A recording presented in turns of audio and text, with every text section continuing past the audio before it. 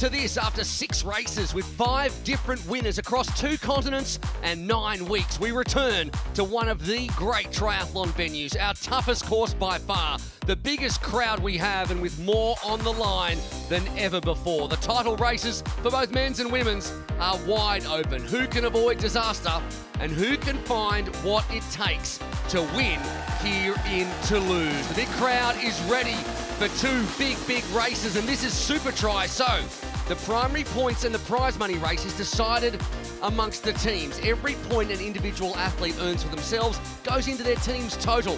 Stars and Stripes have a season best 65 in Jersey a couple of weeks ago and could still make the top 3.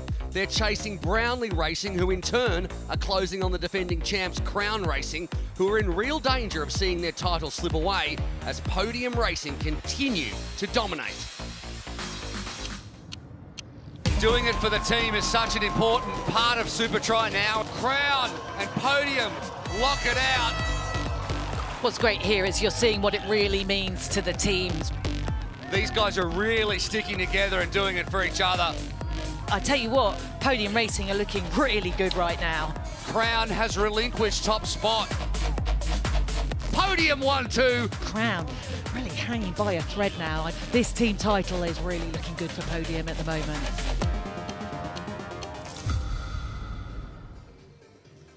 Well, I'm here with Kenji Nina, the injured Podium Racing captain, here to cheer on his team on what could be a huge day, Kenji. A title right on the line here. Yeah, absolutely. I think it's a great opportunity for us, and it's a privilege to be back here and supporting the team. So I'm going to do my absolute best today, whatever it is, whatever everyone needs. I'm just going to do my best to uphold my end of the bargain. So, yeah, it's great to be back in Toulouse. Unfortunately, I can't race, but great crowd as always, and I'm really looking forward to today. Well, thanks, Kenji. And joining us as well, Vincent Louis, a true Supertri legend, 2-time champion, and won this title with Crown Racing last year. Vince, Vasco's lining up today for Crown Racing with a real chance of the title. What does he need to do to win it? Yeah, Vasco definitely on fire this year. I think he really improved his run. I think this race will really suit him here in Toulouse because the bike is quite technical and he's really strong on the bike. So, yeah, I would advise him to try to brake a little bit on the bike on the last leg and just run his way to the finish. But definitely a good contender for the win overall. Well, thanks very much, guys. Let's hope for a good race. Yeah, he's been around since 2019, finally broke the duck here last year, but it's wide open in the individual standings with 5 men, not just Vasco, in with a legitimate shot of becoming the champion. Both Lehman and Vilaça will become champion with a win thanks to the extra points on offer in the grand final, while John Reed, Taylor Reed and Ricardo Batista all have a mathematical chance. Gonzalez Garcia not here. Lehman, though, was a last start winner. He caught up with Adam earlier to talk about pre-grand final nerves. Pretty good actually. I think I'm still in pretty good shape, but we will see. Of course, there's a little bit of pressure on me, but I'm already very happy how this season is going. So I had already 1 win, and of course I will do my best for sure. It will be a really tough battle. Well, your biggest rival looks like being Vasco Vilaça, who's just behind you in the standings. What does it take to beat him? It's almost a mission impossible because he's a brilliant athlete, but of course I will need to show something extraordinary, and I will really try it. Maybe I need to be very patient on tomorrow's race and save some energy and accelerate just in the right time. So I'm very excited. And finally, a big day as well for your Stars and Stripes team. It's been a tough season for them at times, but they're obviously very excited about the potential of you getting on top of the podium. Yeah, I think we have a really good chance on that. Of course, it won't be easy, and also I think we have a good chance to step on the podium as a team. So every member of the team will push really hard tomorrow because this is like all or nothing. Well, to have any chance, the athletes and teams have to conquer the course and the format. Format first, 3 back-to-back triathlons, no breaks, 8 transitions, all of which you can follow via the graphic at the bottom of your screen right now. There are 3 short shoots on offer. There's shortcuts taken on the final run and earned by the fastest athlete at the end of the first swim, bike and run, all of which is much easier said than done, especially on this course. And Crown Racing manager Michael Gilliam takes us through it. Grand final, we've got a hard swim course, left to right current, right to left windbreak. What's going to happen? A sailor's nightmare. Let's see how we go. We've got the inside slot, 4 spots. They suit us. I don't know how the others are going to fare. Hopefully the housekeeping's gone well. Now you've got the problem. You've got to get the feet in, get set for this little climb, about 2%. It's not a hard climb, but it's a hard climb if your feet aren't latched to the bike. So you thought you had problems coming up that short incline. Then all of a sudden, you come off the edge and bang, look what we've got. We've got a lip here for them to deal with, and then you get the last chance to be buckled in and strapped up. They could come off this without even being connected to their bikes if they're slow with their transition. Heart rate ridge on the Pont-Neuf Bridge. Here, we have a real hard one for them to deal with. They've got to go up here on the bike, turn around, hook it, and back down. They're also going to have to do this on the run, and then they face the real hard right-hander. The addition of the Pont-Neuf Bridge is going to create speed for this corner, changing surfaces. Then we've got the right-hander here, down to the bottom, and bang, the big left, the one that could really bring you undone. They've come out from underneath the bridge. Used to be the short chute. Then you get full gas alley, down into transition zone again. Let's see how it all pans out. All right, if that wasn't enough, it's been raining on and off this morning too. Let's have a look at the lineup with under 5 minutes to go. Mathis Beaulieu has been getting better and better. Season best 6th in Jersey, the 21-year-old Canadian. Lehman we've heard about as well, the Hungarian, 2nd and 1st from 2 races. Reese Vanassen is back, a World Cup winner, super runner, now turned all-rounder. And Seth Ryder, the veteran American, comes in, strong swimmer he is. He'll pick up some points there. For Brownlee Racing, of course, led by Jonny Brownlee, the 3-time Olympic medalist and team owner. Marcus Day is your swim leader at the moment. He has been fantastic in the water, looking for an improved overall. Harry Lelu and Ian Pennekamp are both making their league debuts off the back of good appearances in Supertri E. Now, Crown Racing. We just heard from the team manager, Ricardo Batista, 6th in Paris Olympics, 6th overall at the moment. Didn't race in Jersey, did pick up a 4th in Chicago though. Vilaça, the race winner here last year. If he can do it again, he'll be the champion. Roberto Sanchez, the former under-23 world champion, has had a tough season. And Aurelian Gem is on his league debut, races for Metz in the French GP. And Podium on top with manager John Anthony. The 2 Reeds on the left, John and Taylor. John Reed picked up a podium in Chicago. Taylor Reed looking to better his 5th overall from 2022. The former world champion, 3-time Olympian Dorian Connings is here, and Antoine Duval is on debut as well.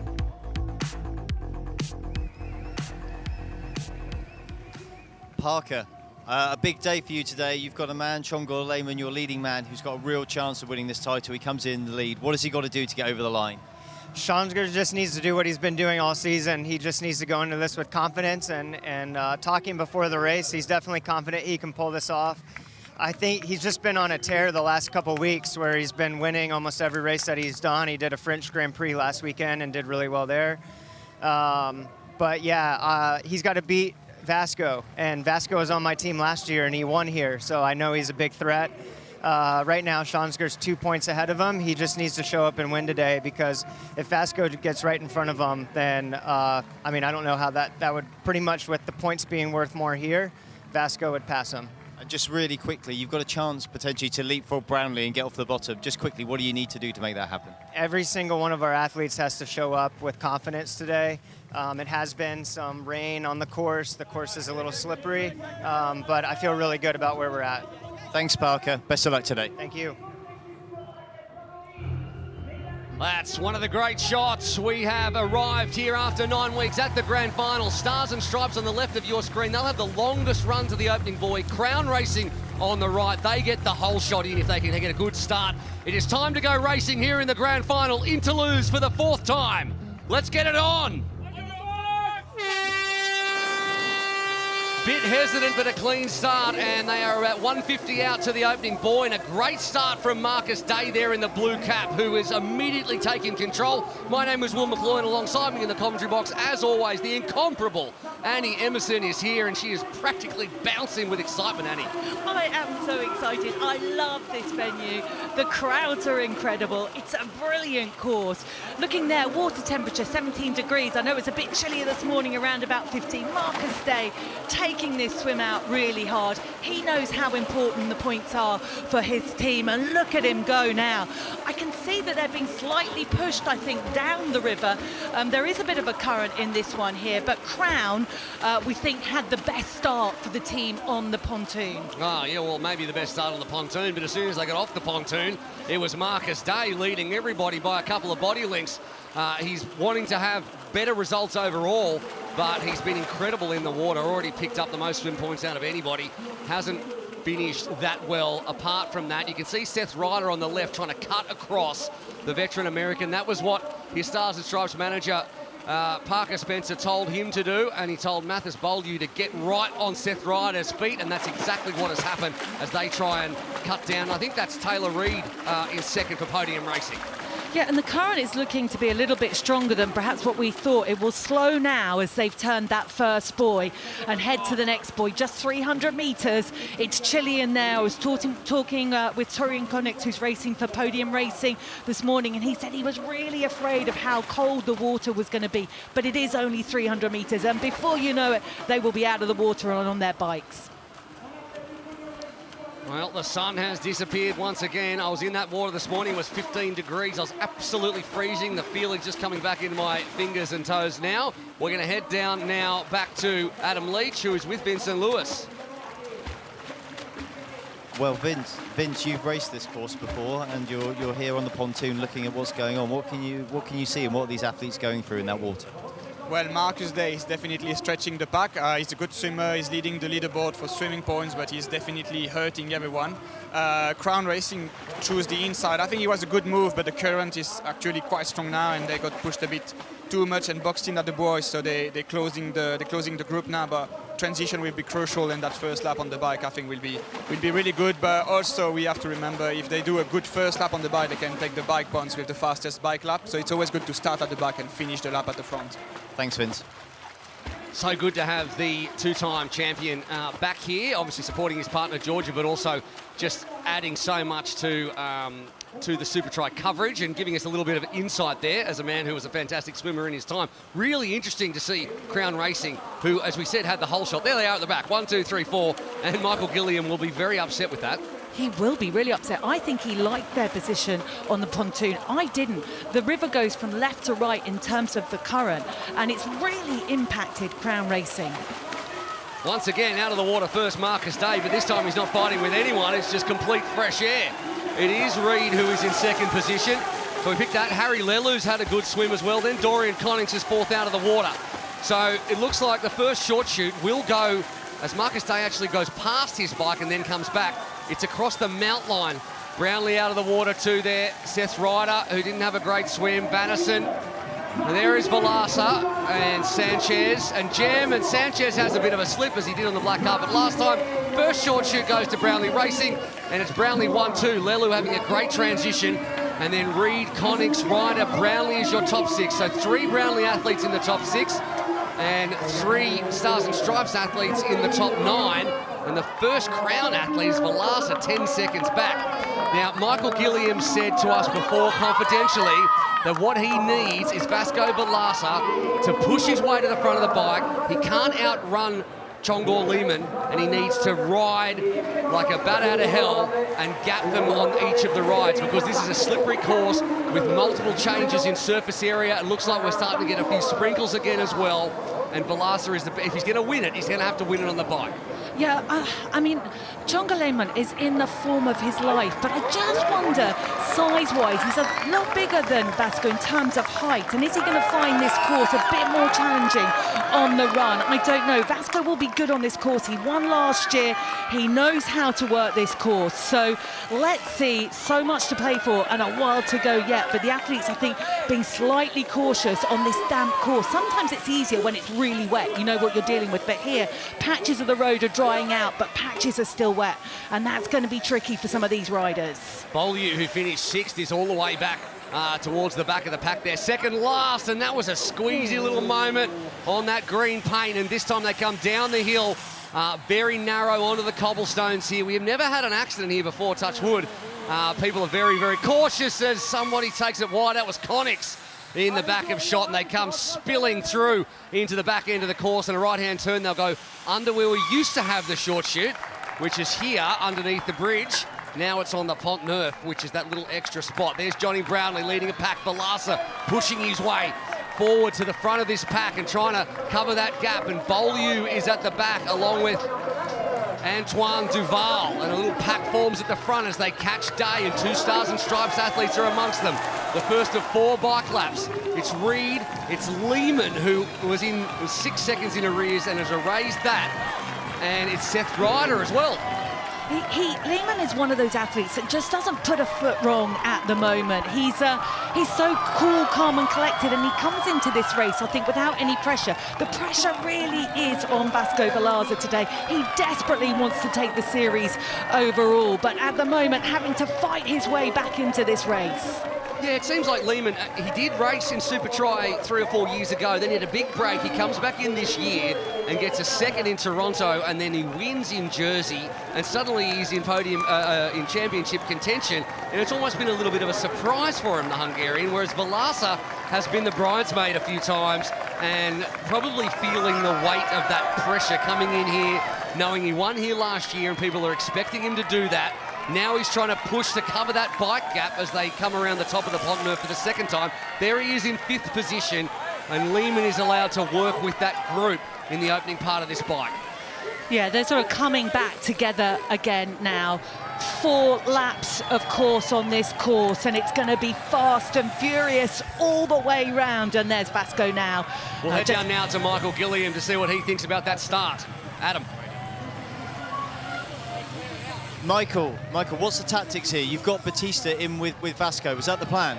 Yeah, basically the two of them have got to go together. You can see here, we've just got one blown the Frenchman in there in the middle at the moment, which is destroying my plan. But he's supposed to launch on this downward section, try and get on the second lap. Thanks, Michael. Yeah, the plan was from Gilliam to have Batista try and block those behind, hoping that Lehman especially was behind, and let Vasco Vilaça get away at the front. Unfortunately, that group of 4 does include Lehman. So the second, we start to think about the second of the short shoots now, because if Lehman comes up with one, or Stars and Stripes come up with one, and Crown Racing doesn't, it's certainly advantaged Lehman in the championship battle, because if it comes down to it, he's probably got better run legs than Vilaça, and if he also has a short shoot, that could really help him as he goes to the front of this race. It's about coming onto the mount line after the transition, onto the run first, and picking that up, and Vilaça will know this as he takes another second out in that lap from that leading 4. It's all happening here, isn't it? Just taking a look. Reid was there as well with Jonny Brownlee in the second chase pack. Reid still in contention, not Reid as in Taylor Reid from New Zealand. It is John Reid from the US, but he's a little further back than he would like. Yeah, he's 10 seconds in arrears at the moment. Vanassen as well, 11 seconds back in that third group. And this group working together off the back of Vilaça. So it's Ryder, Lehman, Reid and Day. And Day has finished way back in the pack after having great swims previously. He'd be happy where he is right now. Vilaça really leans into that corner, has confidence in his bike and continues to drag that pack up to the front on the third lap of the bike. And there is the gap, 5 seconds or more, and coming down this sort of roller coaster section, the 3 Crown athletes are all trying to work together to put themselves back up at the front of this one, and you can see the gap. If anything, it's increasing a little bit as this group work together out the front. We haven't really mentioned Taylor Reid that much, have we? I mean, he's sitting back in, let's have a look, in 7th position. Had that crash really unfortunately in Jersey towards the latter stages of the race. But he's an athlete that's really come in to form and definitely potentially still in contention in terms of the overall series. All right, we're going to head back down now to the black carpet, to Adam Leach, who continues to bring us updates across the course of this one. Parker, we're just seeing the athletes ride by here. You've got Seth Ryder up there with Chongor. Is this the plan? Is he helping to create this gap to Vasco? 2 years ago, Seth crashed on this course, and he's been talking to me all season about coming back for this race to make a point. He wants some redemption on this course, and if that means he helps a teammate win the overall series, that's what he's going to do. Thanks, Parker.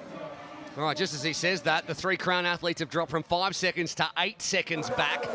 And Pennekamp is with them, the debutant from the Netherlands. Beaulieu has moved up from 15th place to 9th, so he's had a good start to the bike.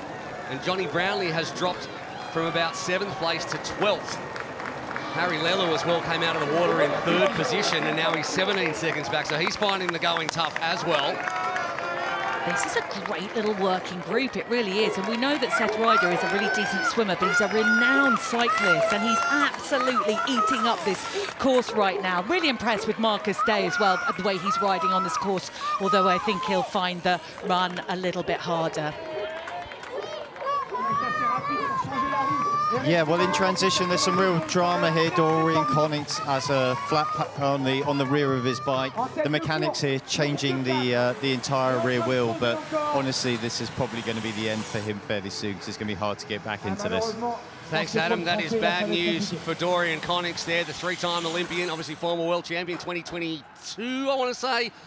Picked up the world title, and a puncture in this type of racing, impossible to come back from. Absolutely. 2023 world champion and second here. Sorry, you're right. And second here in 2022. So he loved this course and he was really excited to be back racing. He hasn't had the best years since the Olympics. So real disappointment for Team Podium and Dorian Connings. Yeah, just confirming he is now out as they come off the bike. So whoever crosses the mountain line first after this transition will pick up a short chute. Brownlee already have one through Day.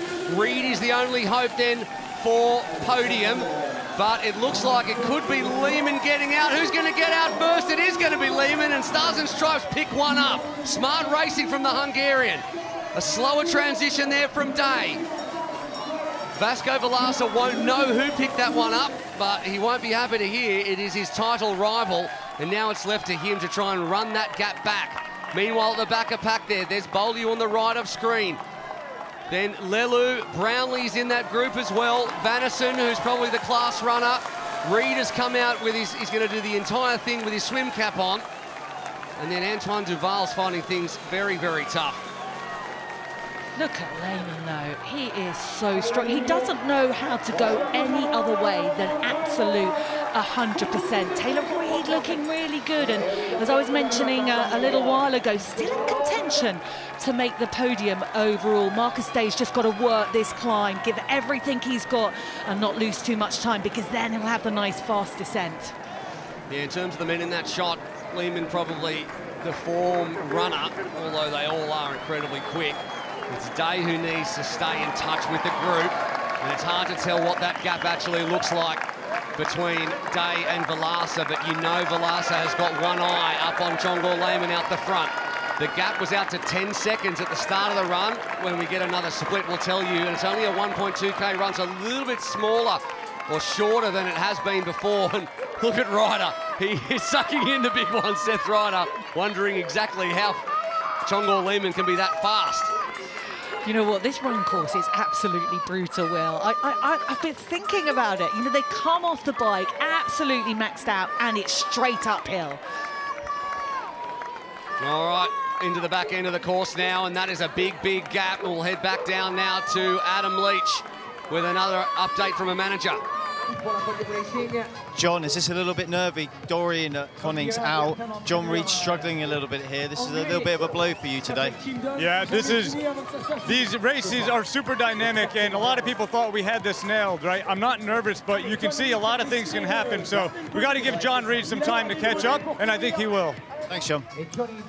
Yeah, at the moment, Podium only have that one athlete in third, but the two athletes in front from Stars and Stripes are not in the title race. Vilaça, Sanchez and Batista, though, are in for Crown, who's trying to shut that down. And it must be getting hot under John Reed's cap. Oh, it must be. I saw him this morning and he just looks so excited for this race. So not the best start so far, having already lost an athlete. But hey, Taylor Reed is still up there too. And you know, my money's on him to pull off something pretty special here. John Reed there just going through the pictures. He's got a lot to make up on, but a great runner. What can he pull back before they dive into the water once again? There you can see the playing card there for Chongor Lehman, who is an absolute fixture at Tijivaros, which is at home in Hungary for him. And he, as I said, was here a few years ago, took some time off, came back and had a second in Toronto. And now he looks like a superhero with those on. And then a first in Jersey, and he was very surprised to have done it as well. And he's back at the front of this race with Ryder hanging tough in this one with Reed, and the gap now gone to everyone but Lehman. And it looks like Stars and Stripes will pick up their second short shoot, or the third overall, by going straight into the water, which means that Crown Racing do not get one, and neither... Oh, you know what? This is podium. This is looking tough for Vasco Vilaça, isn't it? It really is, because if Lehman beats him, he wins. If Vilaça wins, he wins the series overall. But Lehman actually looking really good at the moment. He is, and I think that Vilaça will want to just jump on Marcus Day's feet. He's to the right, and Vilaça's off to the left, and they'll try and work together. And as we've seen in these swims before, when a fatigue swim begins, and we're now into the 4th of 9 disciplines, the gap generally disappears for the athlete out the front, and we can see that already happening. It was 7 seconds into the water, and now it's basically all evaporated, because it's so much easier if you're fatigued to swim in a pack than it is to be out the front. Oh, it absolutely is. And sometimes you think, how does that happen? Because the gap was big, but they've managed to just jump on that draft. But they are all really strung out, which suggests that the pace is on here at the moment. The pace is on. Crown in 4th and 5th. Stars and Stripes out front, 1st and 2nd. Taylor Reid is your lead podium athlete. Now, Taylor Reid, and you can see it on the Supertri Instagram, but we're all very upset to watch Taylor Reid crash out when he was right up the front of the race in Jersey a couple of weeks ago. He's been such a fixture on this podium team, but also in Supertri in general. And speaking of the podium team, a man who dominated like no man before him, maybe Vincent Lewis, was Alberto Gonzalez Garcia. He's with Adam. Well, Alberto, very disappointed for you not to be racing here, but a very interested spectator. A tough start for podium, and also how do you see this battle between Vasco and Chongo at the moment? Well, it seems like such a good fight between the two of them. But, well, I'm here to support my team, Podium Racing, and unfortunately, Dorian had to retire for a mechanical problem. So, well, we are pushing with Tyler Reid. He's now pushing in the front. So we are looking forward to have a good race today. Thanks, Alberto. I'll tell you what, there's not many races or, you know, race series where athletes who are injured, like Kenji Nino and Alberto Gonzalez Garcia, will just turn up anyway, because the team aspect is so important to them, and podium racing obviously is like, you guys have got to come, you've been part of the team, it's the grand final, we're in the box seat, and they'll turn up and do it when in such a packed racing schedule. Even that they're injured is pretty impressive. It's so impressive, but I've been able to speak to both of them, and both of them desperately wanted to be here. Kenji, we know what a team player he is, but Alberto, what a brilliant addition to Supertri this year. That terrific, incredible win in Chicago, but he just said, look, I'm really happy to be here. I can't race, not the end of the world. I'll be back next year, but I'm going to be here to support the team. Well, he certainly dominated in Chicago, and Kenji, well, this was his breakthrough podium race here. If you remember, if he finished 3rd as well. And Taylor Reid hanging on to the back of these 2 Stars and Stripes athletes as Seth Ryder swims over the top. Or not directly over the top, but swims past. We've seen that before. His teammate. Yes, that's true. We have seen that maybe 2 weeks ago. That was an interesting one. I'll tell you what is interesting here as we see Lehman lead the water, but Marcus Day slightly struggling on this second swim. He's such a dominant swimmer, but obviously the fatigue's starting to kick in now. All right, there was Garcia on the edge of your screen, just cheering on Taylor Reid, who is in podium position at the moment, but we still have a lot of racing to go here in the men's race. Nice clean transition from Ryder. And Vilaça now heads back out. He is behind Pennekamp, who's having some kind of a debut. So Ryder first, then Lehman, then Reid, then a gap, and it's going to be left to Crown to work together. There's Vilaça behind Batista, and this group together with Vanesson's had a great swim there. Yeah, really good. He's come back up into 6th position. And there's Day, who's dropped off considerably. 17 seconds, and he got into the water so quickly. Love that mount there from Roberto. Honestly, he's not the strongest of swimmers, so he knew he had to have a good transition there, and absolutely flew onto the bike. Roberto Sanchez Matacon, who's racing for Crown Racing. He's had a pretty disappointing season, actually, Roberto Sanchez, considering his resume overall. He finished 8th in Jersey, which is his best result. Yeah, 22 seconds back. I think it's just a swim that lets him down. You know, he's been on the podium, the World Triathlon Championship Series, and finished 10th overall in 2023 in Supertri. But the swim is tough in Supertri. There's a huge gap back. Well, there they are. I was worried that there was a pile-up or something, because these three have worked together and really dragged the gap back out, considering it was a few seconds out of the water. And now Ryder is just on one and just dragging the championship contender, Lehman, well away from the chasing pack again. I tell you what, this is amazing teamwork as well, because Seth Ryder has come in. It's his first race in Supertri this year, and he's come into this race, and what a help he is being for Chonga Lehman at the moment, because this gap is significant, I think. Yeah, maybe at the beginning, and I'm sure Parker Spencer would have talked to them about it, was Seth's obviously the best swimmer and has been told Seth to go out there, swim well and work for Chonga to win them the title. But there is a time during this race when Seth Ryder starts thinking, well, forget that, I could win this race. So we'll head down now to, we haven't heard from Tim Don yet, Brownlee manager. He's with Adam. Tim, it's like a battle within a battle here with you, Brownlee Racing and Stars and Stripes Racing. You've got two athletes in the top 10. Stars and Stripes have two out the front. How do you see it? Yeah, absolutely. I think Seth Ryder's doing a magnificent job of sacrificing his race for the overall win, hopefully, for the team. But they're also getting a load of points. Still got a lot to pay for, but we need to move up on the bike. They're great racing. Thanks, Tim.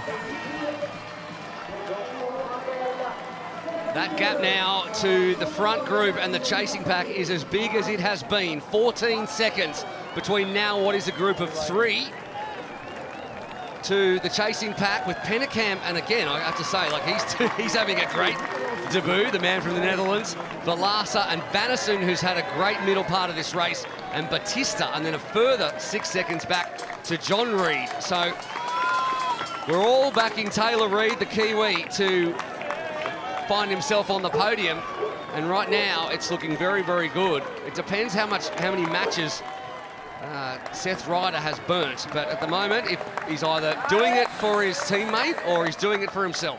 I think he's too experienced to burn matches. I mean, you could be right, but he finished 5th in London in 2024, so he's got an idea of what he needs to race well over Supertri, and 8th in the Olympic Games. So Seth Ryder is a talented and experienced athlete. Well, Vasco Vilaça, it was 14 in the first lap. Now it's only 10 seconds, so he is pushing it on the bike.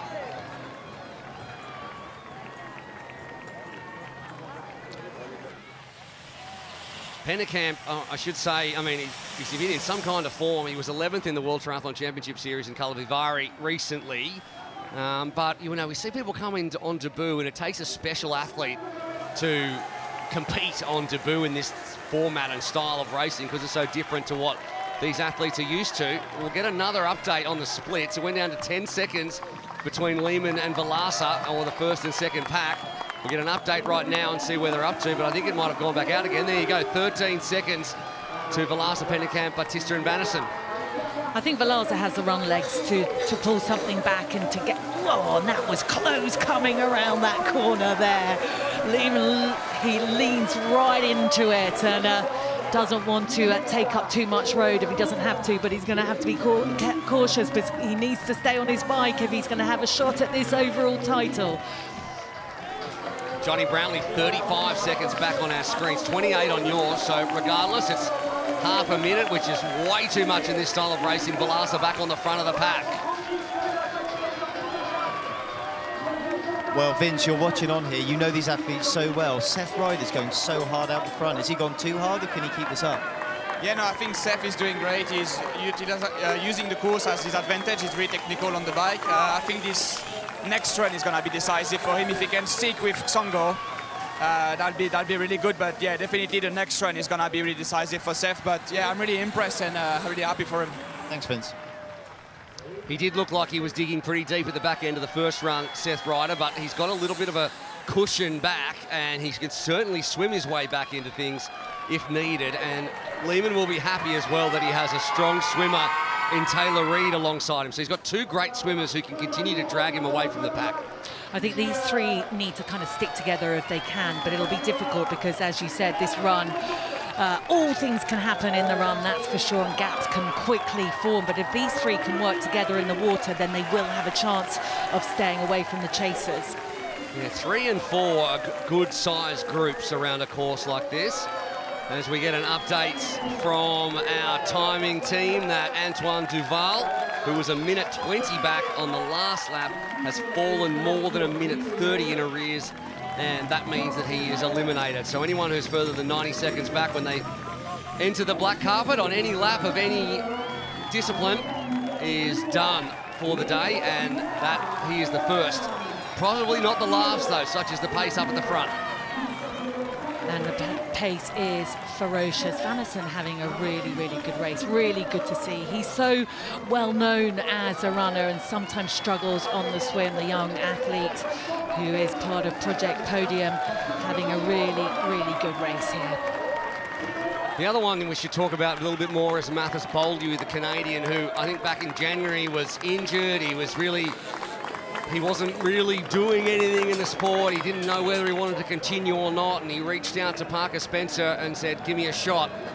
And Spencer, and he wouldn't like me saying this, but he's put a lot of his time and effort and money and help into Vasco Vilaça, and he has continued to get better and better across the course of this season. To be able to mixing it with a chance at a top 5 in Supertri, only 6 to 8 months after considering giving up the sport, is nothing to sneeze at. So everyone who's helped Mathis along the way, and Mathis himself, my hat's off to you. Absolutely, he's got 6th in Jersey, 8th in Chicago, 9th in Toronto, so better and better. improved in every race, which has been really good to see. I'm super impressed with Taylor Reid though right now, and I think he's a big favourite, isn't he, amongst the fans and the athletes, and there'll be a lot of people out there that just are thinking, well, it's about time for him, isn't it? He got a bronze medal back in the 2022 mixed relay event at the Commonwealth Games and has been on the podium at World Cups, but the last year or so hasn't been the best for the Kiwi athletes racing for podium racing. He could win this race, you know.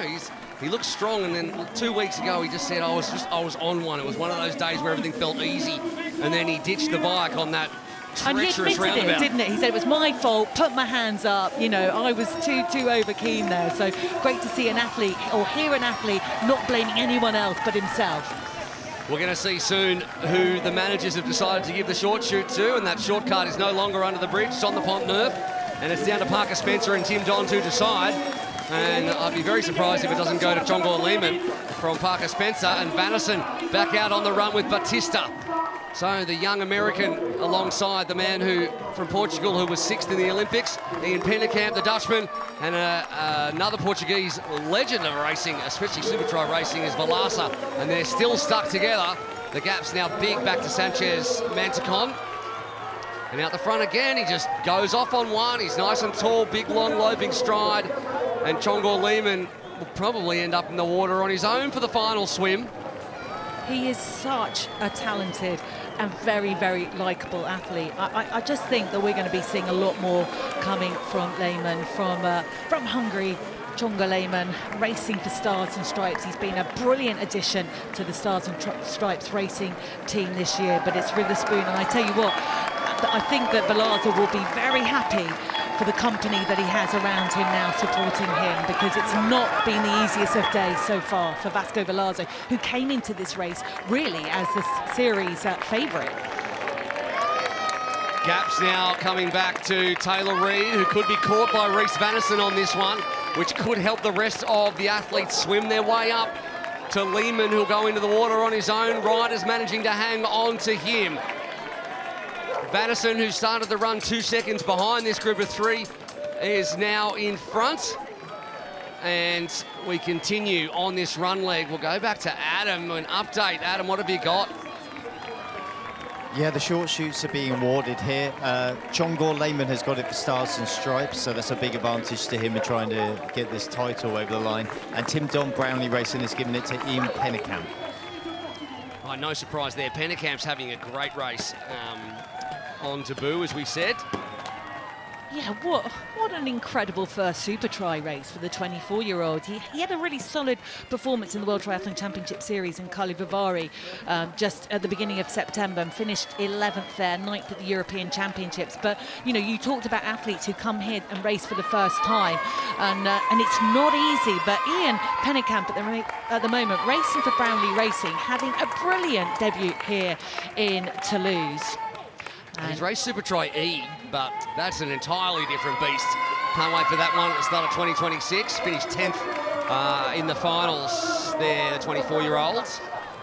And he's only really stepped up from he went straight from junior to elite racing back in 2023. And to be fair to Pennekamp, he actually raced as a junior in Supertri Jersey in 2018.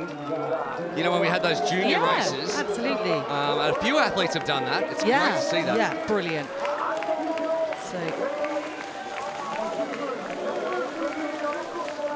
All right, we're back on to swim caps on, and it's now 1, 2, 3 stars and stripes thanks to Vanison.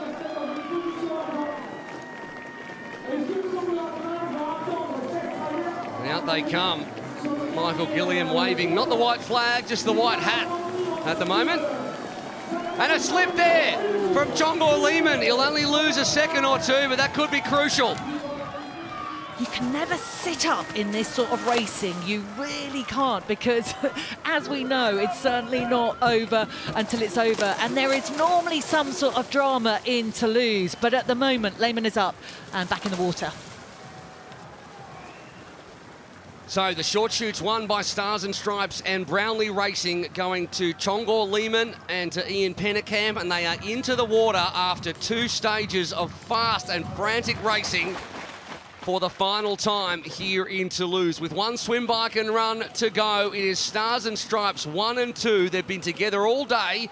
Chongor Lehman with the short shoot in hand, and Seth Ryder alongside him. 6 seconds then back to Reed, Vilaça, Vanison and Batista, and it is all set up for a championship showdown between Vilaça and Lehman. Both of them with a win will win overall.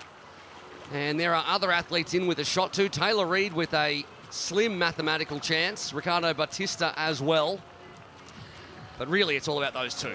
Well, it is, but we can see there the costume, the race costume, looks like to be Taylor Reed, black and white podium there, out in front, pushing the pace. They're only a couple of body lengths off, so on this buoy, they might have a chance when the front two just slightly slow to get back onto the feet there of Seth Ryder and Chongor Lehman. It's Seth Ryder who's leading, Chongor Lehman on his feet at the moment. Very important second half of this last swim, and Vilaça will be relying on Reed to help drag them back up. It was 8 seconds, looks like less now, as Aurelian Gem also gets eliminated. Last part of the last swim, and there'll be a sigh of relief as Vilaça gets sort of choked up on the second turn buoy. Yeah. Confirmation then, Gem is the second athlete, so 2 of the local athletes who've come in to podium and crown respectively, both eliminated, and to make it to the last swim, very, very solid effort from them. And Adam continues to bring us updates from down on the black carpet. Adam? Really interesting there, going through that transition there. They're both, Lehman and Vasco Vilaça, had a little slip there, but Vasco deliberately held back slightly to follow Taylor Reed. He butted between him and Rhys Vanison very deliberately, obviously, to try and get this pull around the swim from Taylor Reed. Thanks, Adam. It's so good to have insights from the man with eyes on down there. And let's get a look back there, and yeah, as it stands, if we finish, as you can see there from the left, Taylor Reed would vault himself up into 3rd position overall if he did finish at the moment in 3rd position in this race. And you know what? The person who I thought was going to be a real threat for the podium is overall in the overall series is John Reid, who is way back down the field now. He's not going to feature, I don't really think, today. So that gives Taylor Reid an opportunity to move up still. Alberto Gonzalez is currently sitting in second, obviously not racing because of injury. Sixth place is Miss Lordchuk. He's not here racing. So this is giving Taylor Reid a real opportunity now, although he has dropped off these two, which is a bit disappointing, just left wanting slightly on that last run. Well, Ryder's not going to figure in the overall. He hasn't done the racing. Vilaça's going to come out of the water third. He needs to have the bike of his life if he is going to win this championship. It all comes down to this. For Vasco Vilaça, who hasn't been able to see Chongor Lehman at all as he watches him get onto his bike, and now it is all about him. He's not going to have anyone to work with. He's had a better transition than everyone else, and he's going to come around here hoping that Vanassen will help him, and Vanassen just keeps getting better and better in this one. Now 11 seconds back. Another great swim from Rhys Vanassen. He used to be a super runner, now he's a super triathlete who has just had two great swims at the back there. Vilaça, now he's going to have Batista work with him, hopefully. So the 2 Stars and Stripes athletes, then Vilaça, Vanassen, Reid and Batista. Oh, wow, this is amazing, though, from these two. They've got a gap that they needed early on. But Vanassen, could he play a part in the overall podium? Well, not in the overall podium, obviously, of the series, but here today racing in Toulouse. He could make it a Stars and Stripes podium lockout for the race. That would be a huge result for Rhys Vanassen and Parker Spencer. And you know what? I don't think there's a manager that deserves it more. Like, as you were saying earlier on, Will, he puts his heart and soul into his team, and he really deserves to have a big day in Supertri. It really hasn't gone all his way this season, apart from that brilliant victory from Lehman in Jersey a couple of weeks ago. I don't know if you saw that, but Seth Ryder made the turn at the top, had a look back, saw Rhys Vanassen, his teammate, and just put the old arm out like slow him down, to try and block up the rest of the group. Well, great Don't drag tactics, them up to us. right? Yeah, that's what well, it's all about. It's team racing here. There are 4 teams, and you know there are only 3 places on the podium. And Stars and Stripes, we know, would love to jump ahead of Brownlee Racing.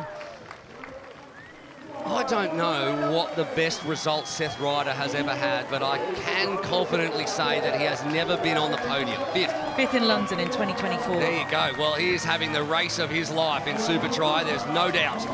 He won the Bike League in 2021 in his debut year in Supertri. So he really is showing us today what he's made of. I've always thought that he's underperformed considering the talent that he has. But today, not only individually, but as part of a team here for Stars and Stripes Racing, who really needed the points, he has really shone here. Lehman now with one hand on the championship. 13 seconds, so it's ballooned back out again after that swim. And instead of it being Vilaça erasing the gaps with his bike handling skills, it's actually been the other way around. These two working incredibly well together, even having a little bit of a chat there, taking turns on the front and pushing that gap out. Batista can't work together with these other 2 athletes in between, cannot drag Vilaça up. And I'm sure that'll be frustrating Michael Gilliam, and when he's frustrated, we like to talk to him. So we've sent Adam over to talk to him right now. Michael, some incredible racing here. You've got Batista with Vasco. Can they reduce this gap and work together? It's going to be tough now. Those 2 are on form at the front. I'm really happy for Parker, actually, because he's worked so hard to try and let this day happen, and it's happening for him. We've really got to try and consolidate that 3rd, so the 2 of them will work together. Let's see if it works that way. I'm not too sure about it. Thanks, Michael. It wouldn't be too sad. I mean, obviously, Crown Racing, the defending champion, so used to winning, so used to being at the front of every race. But if they can come 3rd and 4th, they're still not going to leak too many points, and then it's going to come down to where the other team members are, although Vanassen's certainly going to pick up a lot. Harry Lelu has now been eliminated as well for Brownlee Racing after having a great early swim. It's been tough since then for him. But at the front, 2 laps gone on the bike, 2 laps to go, and then a run home, and Lehman has been in supreme run form.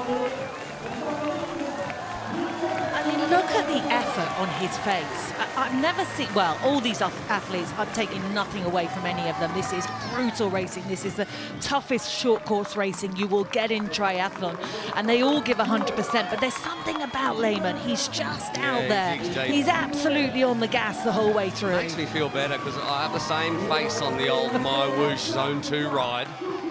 You know, it's that like shocked looking face. You know what, Will? Just we've got a little bit of an opportunity. If nothing happens here that we need to come back to, just a moment on the mass participation event this morning that took place here. Absolutely magnificent. A sellout event. It was. And you were second in your age group, and second. 29th overall out of over 400 competitors, Will. Congratulations. Well, 438, but who's counting? Well, they said over 400, but yeah, I mean... No, it was a great race, actually, because there's great mass participation races alongside Supertri races around the world, and I've done them all this season. I have finished 5th, 3rd and 2nd, so I'm getting better. I'm a little bit like an old Mathis Beaulieu. You tore yourself down, but I tell you what, and I know you've got a World Championship event coming up in a couple of weeks' time. He did it again. Slow down, slow down. So he's telling, this time he's telling John Gord, just let's not bin it now, pal. Let's just ease our way around this bit. I tell you what, everyone's been super solid. We haven't had a single incident on the bike. I hate to say that. I don't want to put the commentator's curse on them. that is the commentator's curse. Let's not say that. This sound here, that's me touching wood. But I think the athletes, they get to know the course and the rain is coming down. Oh, no, it's going to be slippery out there now, and the women are coming up in about 15, 20 minutes as well, and they will not like to see that. That's starting to sprinkle, and there you can see it coming down, tipping down now. And these two, they've just got to stay upright, and they could probably take 1 and 2 in this race. And you've got to think that Parker Spencer will be looking at the sky saying, why? Why is this happening to me now? Do you know what? They have such a decent gap that they don't have to take any risks here. They really don't. I mean, it's not huge, but with the way they're both running, it's big enough. So really what they've got to do is get round this last lap now in one piece, because that's what they're going to need to do to get off the run and go for the overall victory. Lehman's dropped 2 seconds there. Yeah. Oh, no, man goes down, and this time it's Vanison. Nobody wants to see that. He's had such a great race. Vanison is down. Oh, you hate to see it. The youngster from the US has slipped on those tiles. The same place we've seen so many people fall before. Taylor Reid was behind him as well, so another crash for Taylor Reid after a couple of weeks ago in Jersey. Oh, yeah, I just hate to see it. I hate to see it, but I don't know that it's going to make too much difference in terms of the order that they're in, although Vilaça has now found himself all by the front. Here's the replay on the right-hand side of your screen. Vanison, Reid behind. Vanison loses it. Reid gets stuck, stays on the bike. And I think we'll get... Oh, that is horrible to see. So... Oh, the back wheel's just gone right out there. Just reminds me of Cassandre Beaugrand in Japan earlier this year in the WTCS. Just got on the gas too early on the slate and just lost the back wheel. Oh, man. They're nearly home. They're nearly home. These two out front, though, incident-free. Last lap, half a lap to go, and a lot of it's a nice long straight. There's only a couple of corners left. And they'll have no idea of the chaos that is happening behind them. It looks like Vasco Vilaça, sitting in 3rd place, has gone it alone, but he had Baptista, his teammate, not too far behind him, but we know that that crash has slowed up Reece Vanison and Taylor Reid. Vasco Vilaça, correct me if I'm wrong, was he a Stars and Stripes athlete last year? Yes. He was, and yes, Tim he was. Hellwig finished 2nd last year. Yep. So it was Stars and Stripes 1-2 last year, and now Parker Spencer could have a Stars and Stripes 1-2 this year with only 1.2 kilometres to go. Looks like Blue Sky's joining us again, which is good for the women. Ryder out first, then Lehman, and can Seth Ryder win this one? Can he win a race? He's never been on the podium. Lehman's probably the better runner. And now it's a crown 1-2 in terms of 3rd and 4th in that pack, with Baptista missing that one. Marcus Day's been eliminated at the back after leading early on. Vilaça's all by himself. For some reason running with his goggles on still. Doesn't need those again. It's not that wet. He's not going to lose a second, even if it means taking off his goggles, is he? He knows what he's got to do, but I think it's going to be very difficult now. The gap is big, and it's the hill he's got to climb first, so that's going to take even longer. But you know what? Chonga Lehman is not going to let Seth Ryder have this win. He's really not. Seth Ryder slightly struggling now on the run. Not struggling, but he's just dropped off ever so slightly. And Reed is 40 seconds down. Just the worst. I felt like swearing. I'm sad for him. Didn't do anything wrong there, and Rhys Vanassen as well. Taylor Reed drops to 6th position. It's handed Ricardo Batista and Vasco Vilaça a 3rd and 4th at the moment. So Batista is sitting very nicely, isn't he, to take an overall 3rd position in the series. Yeah, now he is actually, because Batista and Reed were both on 22 points. So now Batista looks like he could take 3rd overall. He's on 22, so he'll pick up 14 points, sorry, if he stays in 4th position. Vilaça will be 2nd, Lehman will be 1st, and Reed will be 4th overall at the moment, if that continues as it stands. Short shoot has been taken, and it'll be also taken by Pennekamp. That's the gap that the short shoot has created, and Seth Ryder, he looks like he's going to have to settle for 2nd. He's got daylight behind him. Vilaça's not going to be able to run that down, you would think. Although he finished very strong. You can see how gingerly they're taking it down there as well. It's steeper than it looks on television. It's always those white bits of paint on the road that you've got to keep your eye out for, because that's where it gets really, really slippy. But look at the Hungarian athlete racing for Stars and Stripes Racing, absolutely flying. Took a victory in Jersey. It was a bit unexpected, I think, the 2nd place in Toronto in the first race of the series. But he's wrapping this series up now in style.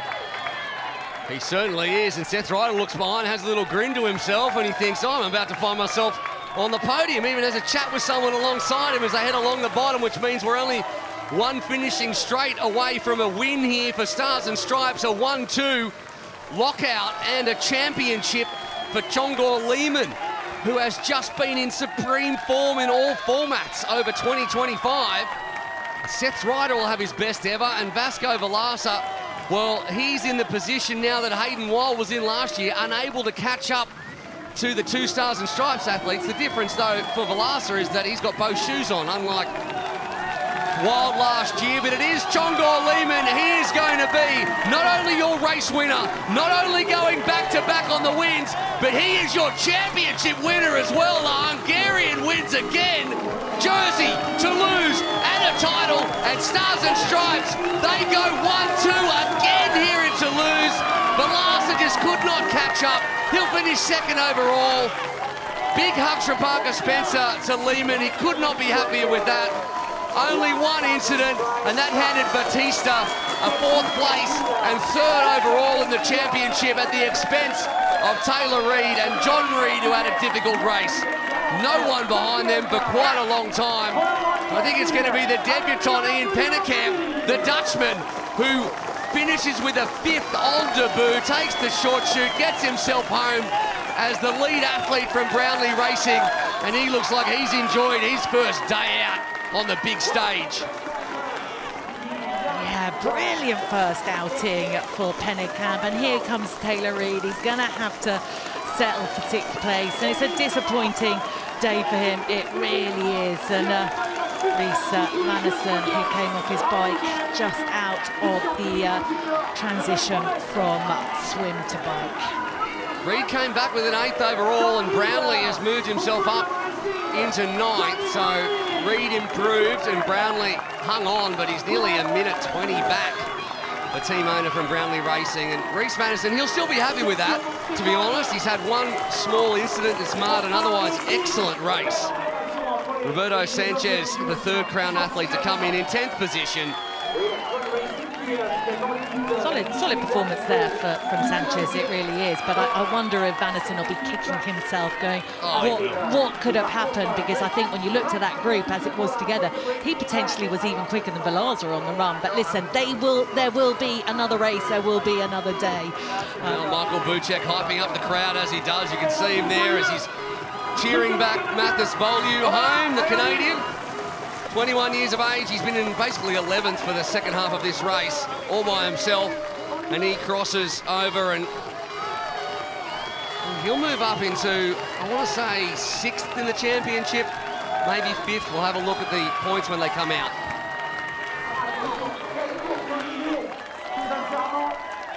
Pat on the shoulder from Parker Spencer. He'll be very, very happy with that.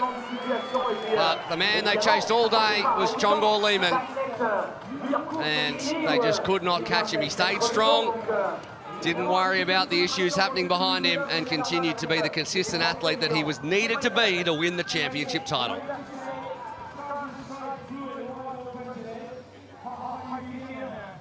Oh, Vince, what an incredible race and what an incredible achievement from Chongor. You've tasted this before, you've won this title twice before. What does it feel like?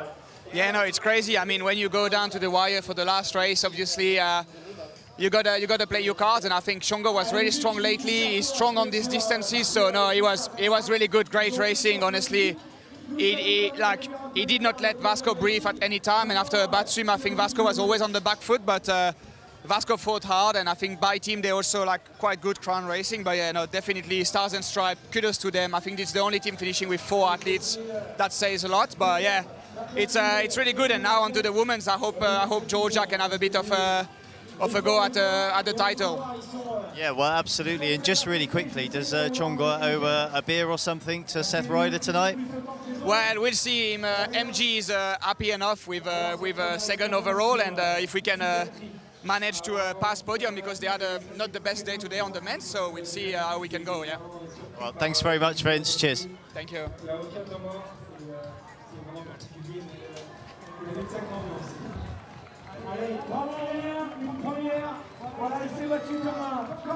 Parker, what an incredible day for you. Amazing. And a word for Chongor and Seth up the top there. Oh man, Toulouse is something special, at least for our men. We went 1-2 here last year, just did it again. Seth told me right before this that he was going to have a good day, that he needed to have redemption on this course. He helped Shansker win the whole series. I mean, I'm over the moon with that. And then Reese, I really think Reese would have been 3rd, 4th if he wouldn't have crashed right there. That was a huge, huge day for him. He's really struggled at the Supertri format, and the rest of the U23 guys racing in Worlds in a few weeks, they should be scared of what they just saw. Yeah, an incredible day. And you've narrowed that gap to Brownlee. It's really on now, isn't it? It is. I need my girls to show up just like the boys, and then we'll keep that 3rd spot and make sure that we're on the podium at the end of all this. Well, thanks, Parker. Congratulations. Thank you. Well, we are going to see confirmation of the team's points after the podium a little bit later on. But first of all, let's have a look at the race. And first of all, Marcus Day was just on absolute fire. He had a Cassandre Beaugrand-like swim, came out with about 12 lengths behind him and picked up the first short shoot for Brownlee Racing. But then Stars and Stripes started to take control at the front. And as Vincent Lewis said, Chongor Lehman did not let Vasco Vilaça breathe. He had a difficult first swim, and Lehman continued to look behind him and make sure that the gap was always there. It closed to within 3 or 4 seconds. It ballooned back out to 14 or 16 seconds. These three worked at the front for quite a long time. Lehman, Ryder and Reed, and the group behind continued to push and push. That was about as close as they got in the 3rd swim, but these two were just supreme on the bike. Then there was the crash from Bannerson, who was just behind Vilaça in 4th at the time. That cruelled Taylor Reid's race again, and it left these two out the front. Lehman taking the win 2 weeks ago, taking the win again here, and taking the championship title. Batista in 4th overall, and that'll help him as well. Race results, a confirmation of it as the sun shines again here in Toulouse. We'll get the race results in just a tick, and Lehman was right out the front. 7 seconds in the end it was. Vilaça 14 seconds back, which is basically where he was the entire time. Ricardo Batista gets 4th. Pennekamp with a great result.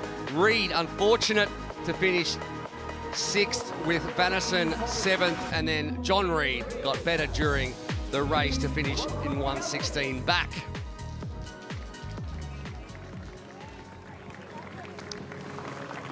We'll head down now to the presentations, and Stars and Stripes as they were last year, 1 and 2.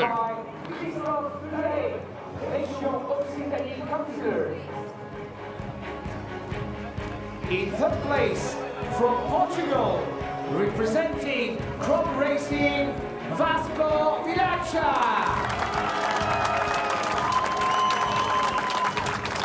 Vasco Vilaça handed his medal from Christophe Delahaye, Region Occitanie councillor, and haven't they been just a fantastic supporter from the United States of America, representing of this race over the last 4 years. Seth Ryder. Seth Ryder, from his best being 5th to sitting 2nd and having a chance to win it all. A big race from the American. And in first place, and Supertri Toulouse champion from Hungary, representing Stars and Stripes, Cassandre Beaugrand.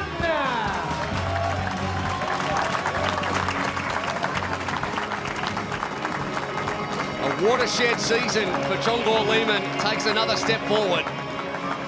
Ladies and gentlemen, next for Supertri Toulouse medallists. Mesdames et messieurs, faites du bruit pour nos médaillés de cette étape toulousaine de la Supertri 2025. He's handled those pre-race nerves with aplomb, with a maturity beyond his years to make sure that Vasco Vilaça did not have a chance at any point to take it away from him, and Vilaça finishes 2nd overall. A 1 and 2 for Stars and Stripes on the day.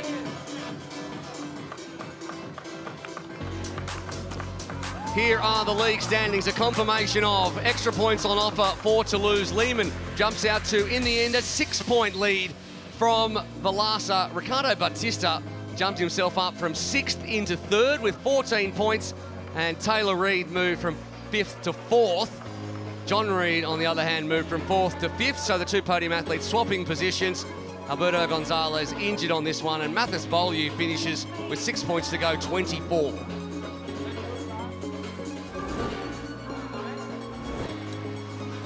What a season it has been, though, for Jonny Lehmann. He came back for the first time in 4 seasons, I think it was, in Toronto, and finished behind Alex Yee. There's no shame in that whatsoever. On that day, he missed the race in Chicago, came back for Jersey and went one better. Him and Vilaça fought the whole way through. He ran away from Vilaça at the end there, and that in the end would prove the difference as he adds another win here to go back-to-back and end on 49 points.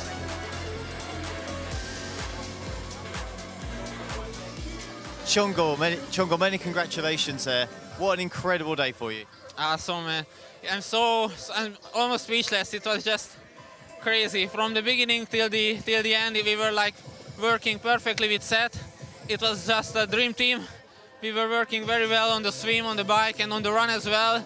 It was just perfect. I'm just to the moon and back. I can't really say anything. This is like a dream coming true. Like now it's reality. I could win the series. I'm just so happy, and I can't really say anything right now. And a big thank you to Seth as well. He did some serious work there, didn't he? Yeah, I mean, it was a really tough race. We pushed so hard on the first round to have some gap to the other guys, but then we managed to have some seconds between us, and from that we didn't look back. We just pushed all the way till the end, and it worked out very well. Like Stars and Drives was rocking today.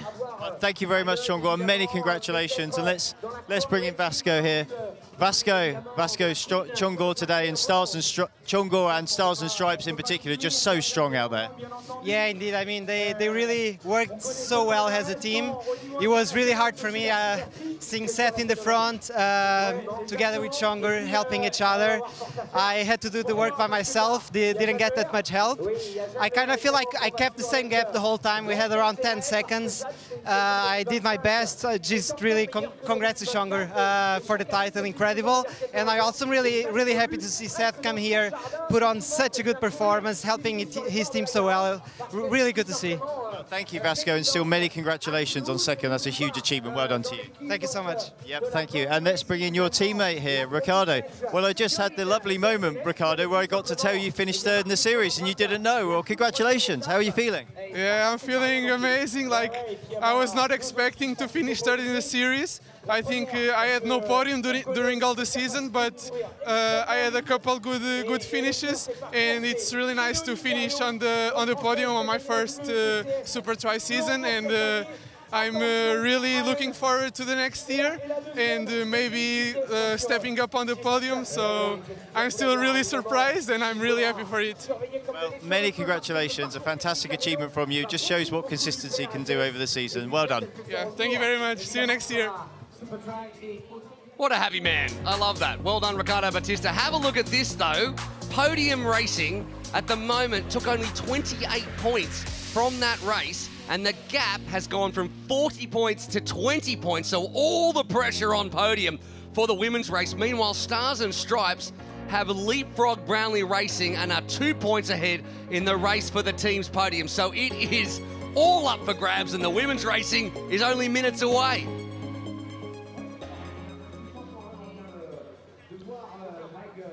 Well, they'll hope the sun keeps shining as the women start to warm up. There is Jimena de la Peña, who actually raced here a couple of years ago, or raced Supertri, but she was only 16 at the time. She's only 18 now. She joined Stars and Stripes, and Parker Spencer having some words with her, Rosa Tapia, but also Nina Ime, who's had a disappointing season as someone who's been super consistent. She's had a crash, she's had some bad results, and there is Georgia Taylor-Brown, who has won 3 times the overall title and is in contention for this one, but she's 3 points back, so she needs things to go her way. She needs to win first of all, and then hope someone can jump in between her and John Lahair and Leonie Perriot as well. So mathematically set up with 4 women who can potentially win it. Annie Emerson, Lahair, Perriot, Taylor-Brown and Vermeulen. Well, it's looking good for Lahair, but we know she's had a couple of bad races here in Toulouse. So let's see what can happen today. A reminder then of the leaderboard after 3 rounds. John Lahair has gone back-to-back in Chicago and Jersey, and we'll get into what's happened to her in Toulouse before, a little bit later on. Leonie Perriot has had 2 second placings, so she's 2 points back. Both of those athletes can win with a win. Taylor-Brown and Jolien Vermeulen, the winner from Toronto on debut, also have a very realistic chance of this going their way. And Fanny Zalai has an outside chance. She'll be looking for a podium. But those 4, they are the contenders. Georgia Taylor-Brown, she's the 3-time champion. One of the great triathletes of modern time. Very best in the world. Vermeulen hits the front. Can't say enough good things about it. She's going to be a force across the season. Not many picked her for this one in such a class field. She has dominated in this one. Leonie Perriot moves right into championship contention. The toughest short course racing there is in triathlon. Her run saves her yet again, another second placing. John Lahair will lead into the grand final. She's got one head on the championship, and she does it here in Jersey. And it's all about Toulouse now. Jean, you've had a few tough times in your home race in Toulouse. How are you feeling leading the lead going into the grand final today? Yeah, I mean, I'm still a bit kind of stressed. I know it's not because last year was bad and last year was bad too, that it means it will be bad this time, but I cannot stop thinking that maybe something will happen. So I will take it step by step, and for sure I would like to win. So I will do everything I can to win, but I'm like, we never know, so... And your biggest rival here, second place, is also your podium racing teammate, Leonie Perriot. Is this the day that the podium racing team unity has to go out the window a little bit? Yeah, I mean, I guess like the best would be to go together until the end and just, on the last run lap, make the difference. And yeah, I mean, I think we both want to win, but we as well both want to win for the team. So yeah, let's see. But first, me, if I can finish the race, will be a huge improvement. So I will already take it. Well, best of luck, Jean. We wish you all the best. A Toulouse local, and the pressure is on John Lahair. Let's have a look at how they line up in the women's race, which is very, very soon. Nina Ime, as we said, crashed in Toronto, only took 5 points in Jersey, the 2022 European Sprint champ, will want more. Annika Cox back again, World Cup winner. Rosa Tapia, also a World Cup winner. And Yamina De La Pena, the 18-year-old USA National Junior Champion. Brownlee Racing, Jess Fulliger comes back. She was 7th in her only race in Toronto, the 25-year-old. Jolyon Vermeulen, the Toronto race winner. She is a title contender. Fanny Zelai wants another podium after that one in Chicago, and Eva Goodison debuted in Chicago where she was 15th, the Kiwi. Crown Racing, Miriam Casillas is back. She's done the whole series, the 3-time Olympian, 33 years of age. Her job is going to be hold up the rest of the pack on the bike and try to get Georgia Taylor-Brown away in the race for her 4th title. Aspen Anderson and Elena Poliart on debut, 18 years old and 22 years old respectively. And podium racing is led by the two who lead overall. Jean Lahair, 2-time race winner, has some sad memories of Toulouse in the last 2 years. Leonie Perriot has had 2 second places. She has a supreme run. Zuzana Mikhalichkova, the super swimmer. It'll be interesting to see what John Anthony has in store for her. Let's hear from him now. John, you started the day with a 40-point gap on Crown. It's been halved to 20 points after the men's race. How are the nerves? I think we're fine. Supertri is dynamic, it's fast, it's really hard to predict, right? And we came into this race, we have a plan, we've run some scenarios. I'll be honest, this wasn't one of them, but things happen, right? Dorian flatted, he was out, John Reed didn't have the race that he wanted. We're down by 20, but our women need to execute the plan. We have a plan, and Crown needs to bring the racing to us. We don't need to bring the racing to them, and that's our strategy. And you have 2 rivals at the top of the championship, both on your team today. You need them both to stay upright here and not get too caught up in the fight, really. Yeah, that's the most important thing, right? I'm not concerned about where they finish in terms of that individual rivalry. I am concerned about them keeping the rubber side down and racing a smart race and letting Crown bring the race to us. That's our tactic. Thanks very much, John. Best of luck. Thank you. Yeah, the plan from John Anthony, he wrote it to me. He said, we only care about Crown. Let the other teams do the work if we're racing Crown. He wants Zuzana Mikhalichkova, so she'll line up in the leftmost position. They're on the outside, and she needs to push hard left across and try to drag the rest with her. She's the super swimmer. He says the ramp, straight out of transition, the best area to attack as well. 20 seconds, to race start. So much anticipation for the last fortnight for this one. Crown on the inside, podium on the outside. Let's see if Crown can make the whole shot work. The last race of 2025. Let's get it on.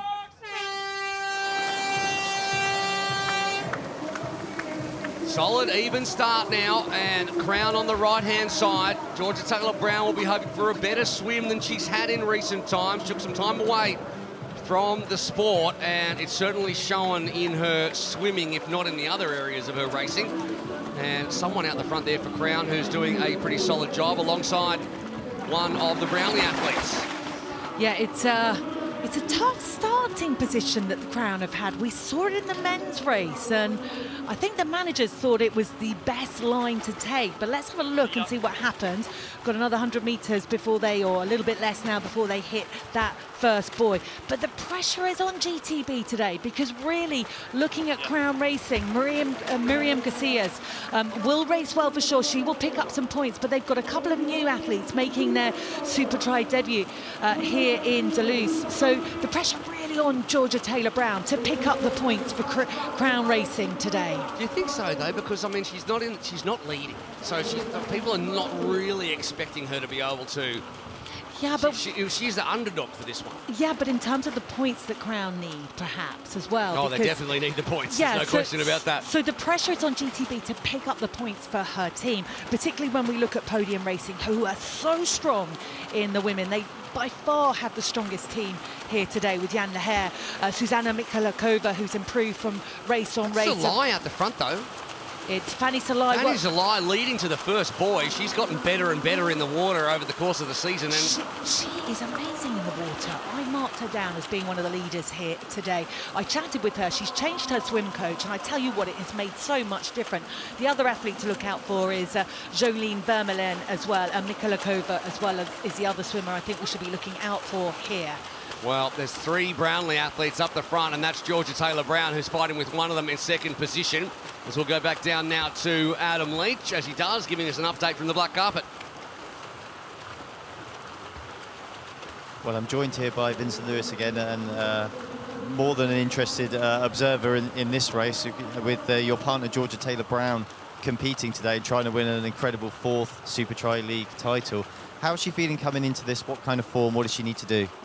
Yeah, well, she's a bit running on fumes. It's a 7th race in 7 weeks, so I guess yeah, it's the end of a big racing block. But yeah, I think she is good. If the weather stays like it is now, sunny, I think she will be able to attack the bike and take advantage of the technical bits. But yeah, it's definitely a mano a mano with her and Jean. But she's in good position now after the swim. So let's see how the day unfolds. But yeah, definitely she's keen to get on the title. Thanks, Vince. I think it's advantage Crown and Georgia Taylor-Brown at the moment. I don't see a podium athlete anywhere in the top. Is that a podium One athlete? there in about fifth position, and I'm not sure if that's Michalikova or if it is Jan Leher. I think it'll be Michalikova. She's got that that stroke that's looks like the Slovakian. This is a good swim from GTB though. Oh, it is definitely a good swim. She's been coming out in 14th or 15th position in recent times, but the cold water here in Toulouse obviously doing her very well. With Fanny Zalai, though, is going to take out the swim like Marcus Day did for Brownlee Racing about an hour ago. Zalai, the 17-year-old, is out first. Ava Goodison is out second. Then Georgia Taylor-Brown. It was Leher and Michalikova were together. Didn't see Leher there earlier. There's Goodison. There's Taylor-Brown. Then there's Leher. Then Vermeulen. Then Michalikova. And then Alden. So 3 of the contenders in the top 7 in the swim. Let's see who takes the short shoot first. Is it going to be Zalai? Yes, it is. She does the job. She picks one up at Brownlee Racing, just as Marcus Day did, although under a little bit more pressure than Day was to cross that line. Then Leher and Taylor-Brown, Goodison and Vermeulen, Michalikova 5 seconds back, Annika Koch, Sophie Alden. So Koch had a good transition there. Alden, Perriot is your other major contender, and Fulliger your top 10. There is so much happening here, isn't there? There is so much to play for in this final race, not just for this race, but for the overall standing, and of course, very vital team points. Speaking of team points, Pollard and Anderson are the 2 from Crown Racing who'll need to do better than where they are now. 22 seconds back in the first swim. So it's going to be interesting to see what Leonie Perriot does to pull back that deficit. We know what a strong cyclist she is, but really in contention, certainly for a podium finish, but she could chase Jan Leher down for the overall victory if she has a great race here and Jan doesn't. I think the pressure will be on Jan Leher. She's had a DQ here for not doing up her bike helmet. She's had a puncture here before, and she'll come in here, as she said, I just want to finish today, forget everything else, I want to finish on home soil. She now races from Luxembourg, but this is her hometown. It is, and Michael Gilliam has asked Miriam Casillas to get in front of the pack that is chasing Taylor-Brown and block them as much as possible. Unfortunately for them, Leher is not in that pack. She's all on her own in second, but Casillas has moved to the front of the chasing pack behind these 3.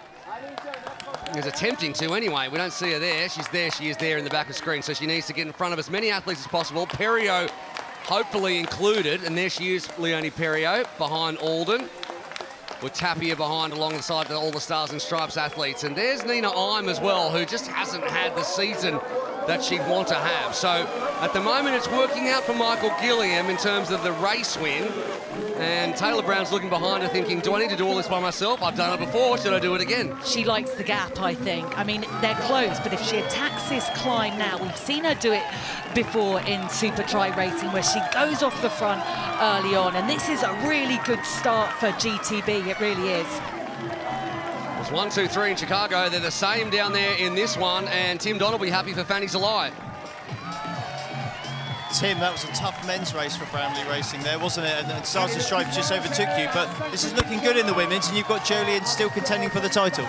Yeah, that's right. I mean, it's racing. As I said before, the teamwork was fantastic from Stars and Stripes. We're going to hopefully replicate that to jump back ahead of them now. Still early days, but we've got some extra points with first and second out the water. Thanks, Tim. If you looked at those positions, 3rd, 4th, 5th and 7th for Brownlee, whereas the best placed Stars and Stripes athlete was in 9th. So at the moment, there's only 2 points between them. Brownlee back in the box seat. Oh, he certainly is. I'll tell you what's happening on this course here, and Georgia Taylor-Brown, I have to say, is one of the technically best cyclists that there is in triathlon over this style of course. And she doesn't mind a little bit of wet, she doesn't mind it twisty-turny, she doesn't mind it if it gets technical, and that's where she's getting the gap. If you watch her descend now down this tricky little short descent, she's a lot quicker than Jan Leher and Fanny Salaya. That gap just going further and further. There was a bit of a moment there, maybe, from Taylor-Brown. It got very quiet very quickly, but the gap is probably double what it was in the previous lap, so we'll see if she continues to put more time into Jean Leher. Probably hasn't quite got the run that Leher has. Leher seems to have the kick to outdo everybody else in season 2025, and fair play to Goodison and Casillas. They have moved up onto the back of that chasing pack, so there's a group of 4 now working together, and we've seen that being a pretty good number. And speaking of good numbers, look at that, 3-time Olympic medalist, 3-time Supertri League champion, and 3rd. So 3 threes there for Georgia Taylor-Brown. She'll be hoping to do better than that in Jersey, what happened in Jersey here in Toulouse. I picked out Vincent Louis there on the course. He's gone to the quiet section further away so he can shout out time references to GTB to give her an idea of what the gap is. Someone at the back there, just as you were talking, they're having an issue coming down through the roller coaster section. As up the hill goes Annika Koch in 12 behind Jimena de la Pena, the 18-year-old. We'll get a replay in just a second of what happened at the back there, and that is a crash for, I think, Aspen Anderson. That's a Crown Racing athlete, we know that, in the red. Disappointing for the young Aussie. I think it was Anderson, because I saw Elena Poliat, the 22-year-old, who came in late yesterday as the 4th athlete for Crown.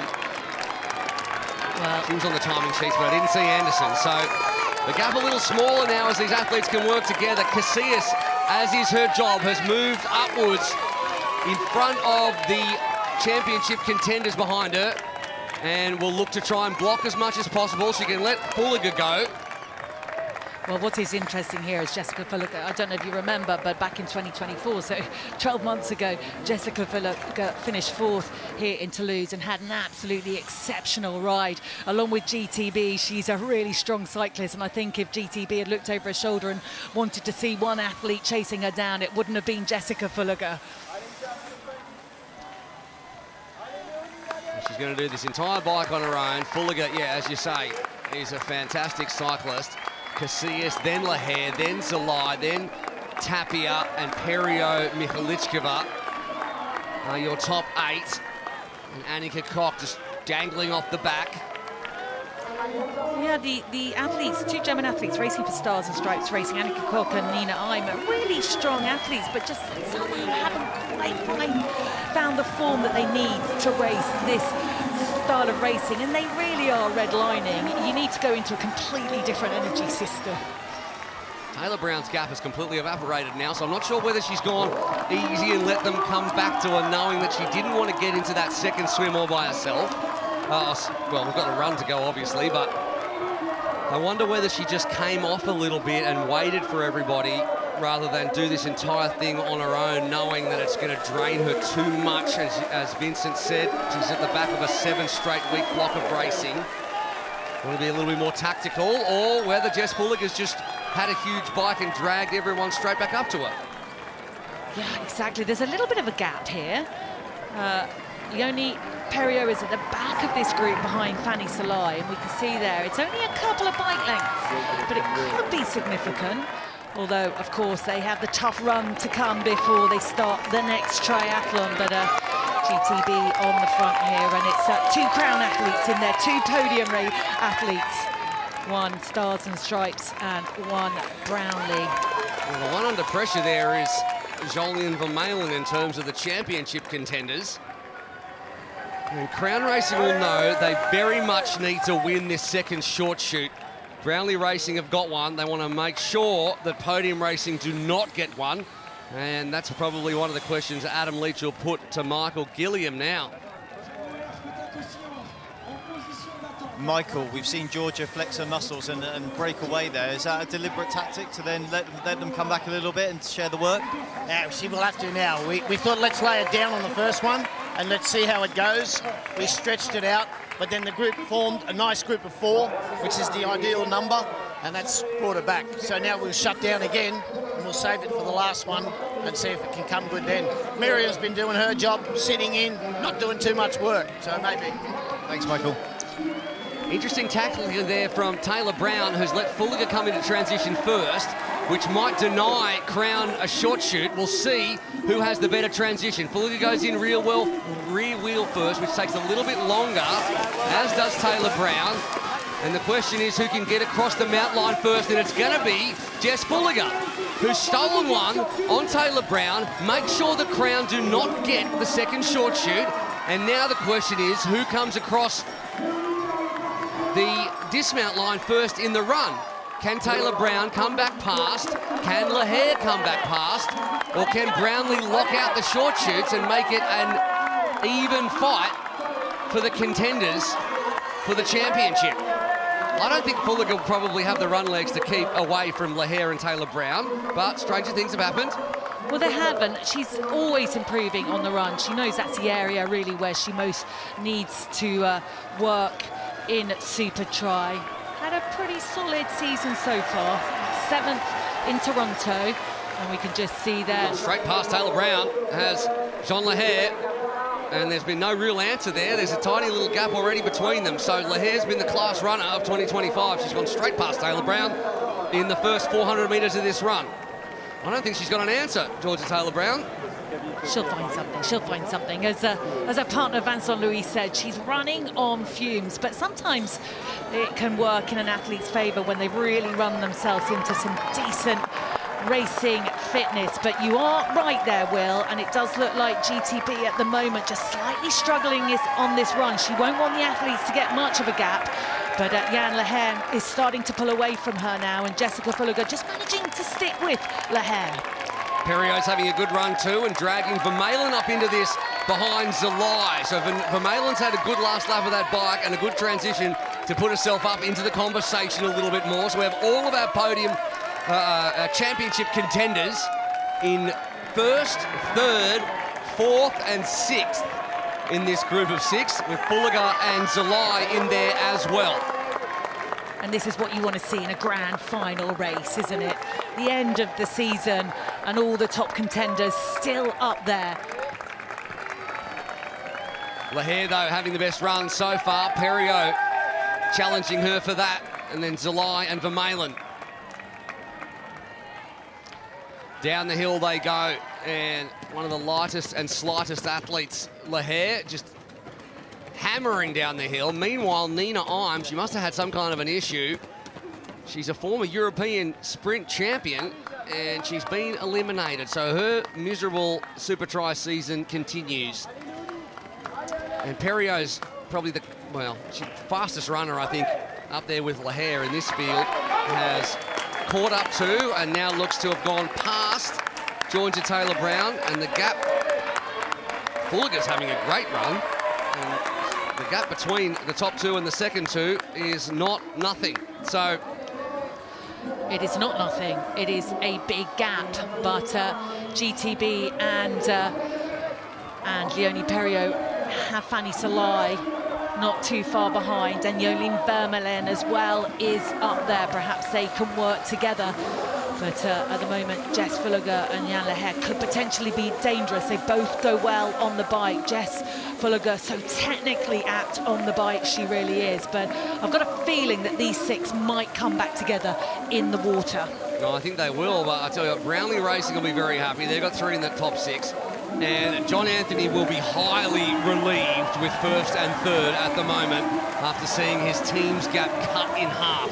Lahair, well, she's going to pick up the last short shoot, and I'll be very surprised if she doesn't get it when the manager, John Anthony, hands it out.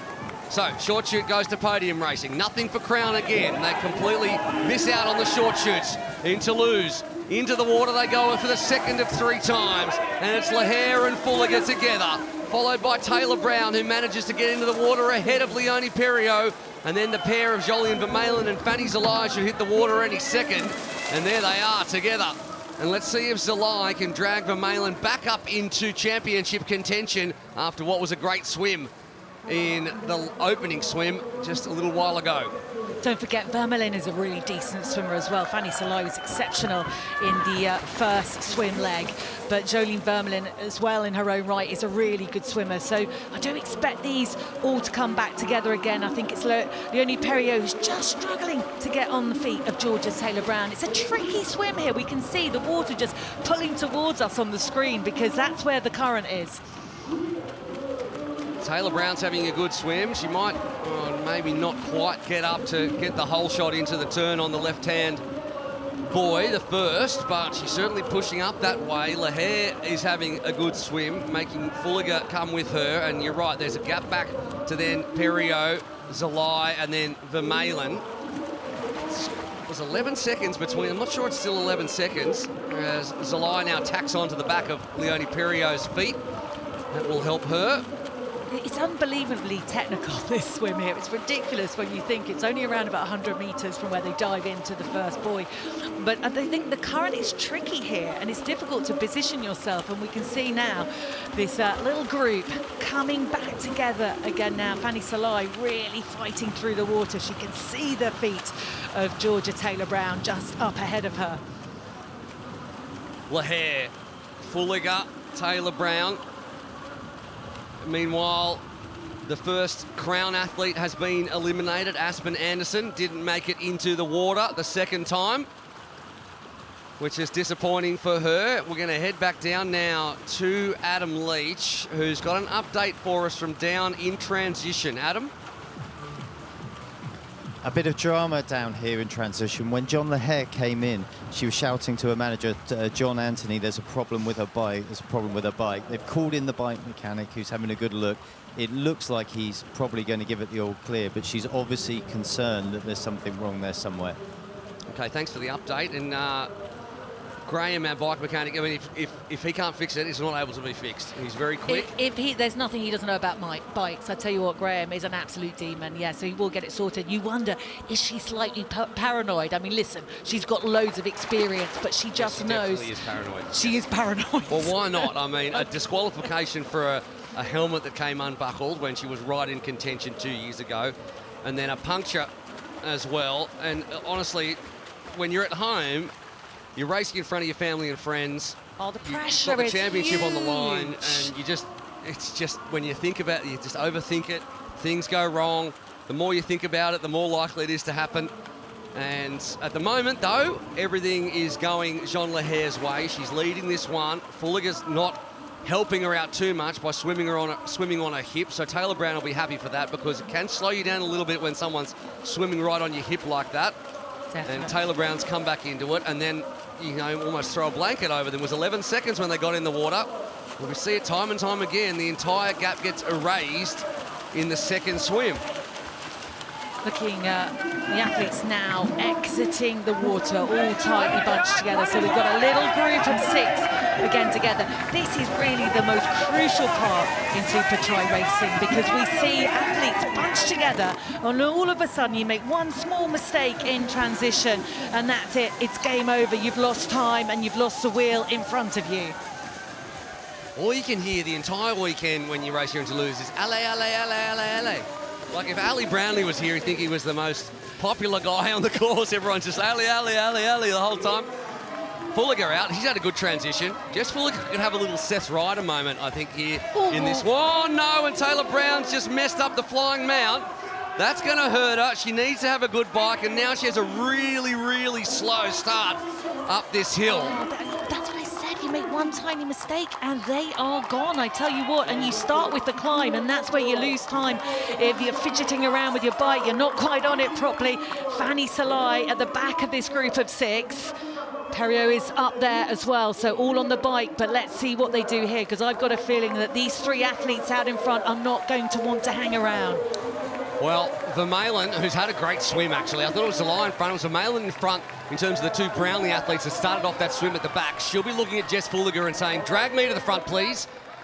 She's a fantastic biker, Jess Fulliger, and tucked in right behind is Jolien Vermeulen, the 31-year-old Belgian who took the win on debut in Toronto. Then Taylor Brown, then Perriot, and then Zalai. So all of our championship contenders are 2nd, 3rd, 4th and 5th on your timing sheets right now, and a huge gap back to Ava Goodison, who's in 7th, and a great 7th too. Miriam Casillas has dropped right back, and Stars and Stripes, well, they're not having the race they had in the men's. 10th, 11th, 13th and an elimination. It was always going to be tough for them, for Stars and Stripes Racing in the women's event. They have a pretty, I was going to say inexperienced, but the German athletes haven't raced well. And Jimena de la Peña as well, so young, only 18 years of age. And Rosa Tapia, very strong, but not really suiting or really enjoying this course. So a bit of a break now between our 6 athletes out in front. Gap between the front 3 and the second 3, and it's Perriot who needs to drag them back up. Brownlee right in the box seat though, so we'll head back down now to Tim Don. He's with Adam Leach, and he'll be happy right now. Tim, that was a huge, huge move from Jolien in that swim there. She's got herself right in it, and you've got the short shoe tucked in your back pocket at the moment, which I'm suggesting may go to her. Absolutely. I think Jolien always takes a bit of time to warm up, and the water was very cold for her. Now she's in a rhythm, but still, the way Jessica's riding is going to be a really hard task to stay with her.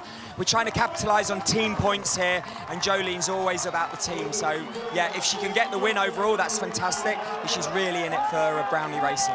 Thanks, Tim. Okay, so this is the championship points scenario. So Jean Lahair and Leonie Perriot, with a win, can win it all, because they are 2 points apart and there's 20 points on offer and 18 for the second. Georgia Taylor-Brown and Jolien Vermeulen need to finish 1 place ahead of Perriot, so 2nd to 3rd, 3rd to 4th, etc., and 2 places ahead of Lahair to win. Zalai is a mathematical outside chance, but she needs to win and for Lahair to finish 5th. And Georgia Taylor-Brown, Leonie Perriot and Jolien Vermeulen all to finish 4th or lower. So ostensibly she'd be looking at trying to get a race podium. That'd be her primary goal at this point, the 17-year-old, in 6th position at the moment. But Lahair and Perriot, the 2 podium athletes, are the only ones who have this in their own hands. Oh, wow. If they start finishing 3rd, 4th, 5th and 6th or something, I've got no idea. We'll just have to wait for someone smarter than me to sort it out. I'm going to test you on that all in a minute, in 5 seconds, when you haven't got your sheet of paper in front of you, Will.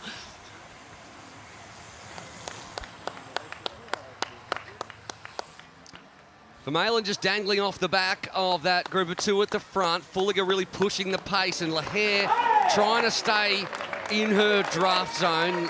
It's a bit harder going for Vermeulen to do that. Taylor Brown really pushing it, and now it's Zalai under pressure at the back of this group. Needs to stay in touch with those 2 in front of her if she's going to get dragged back in.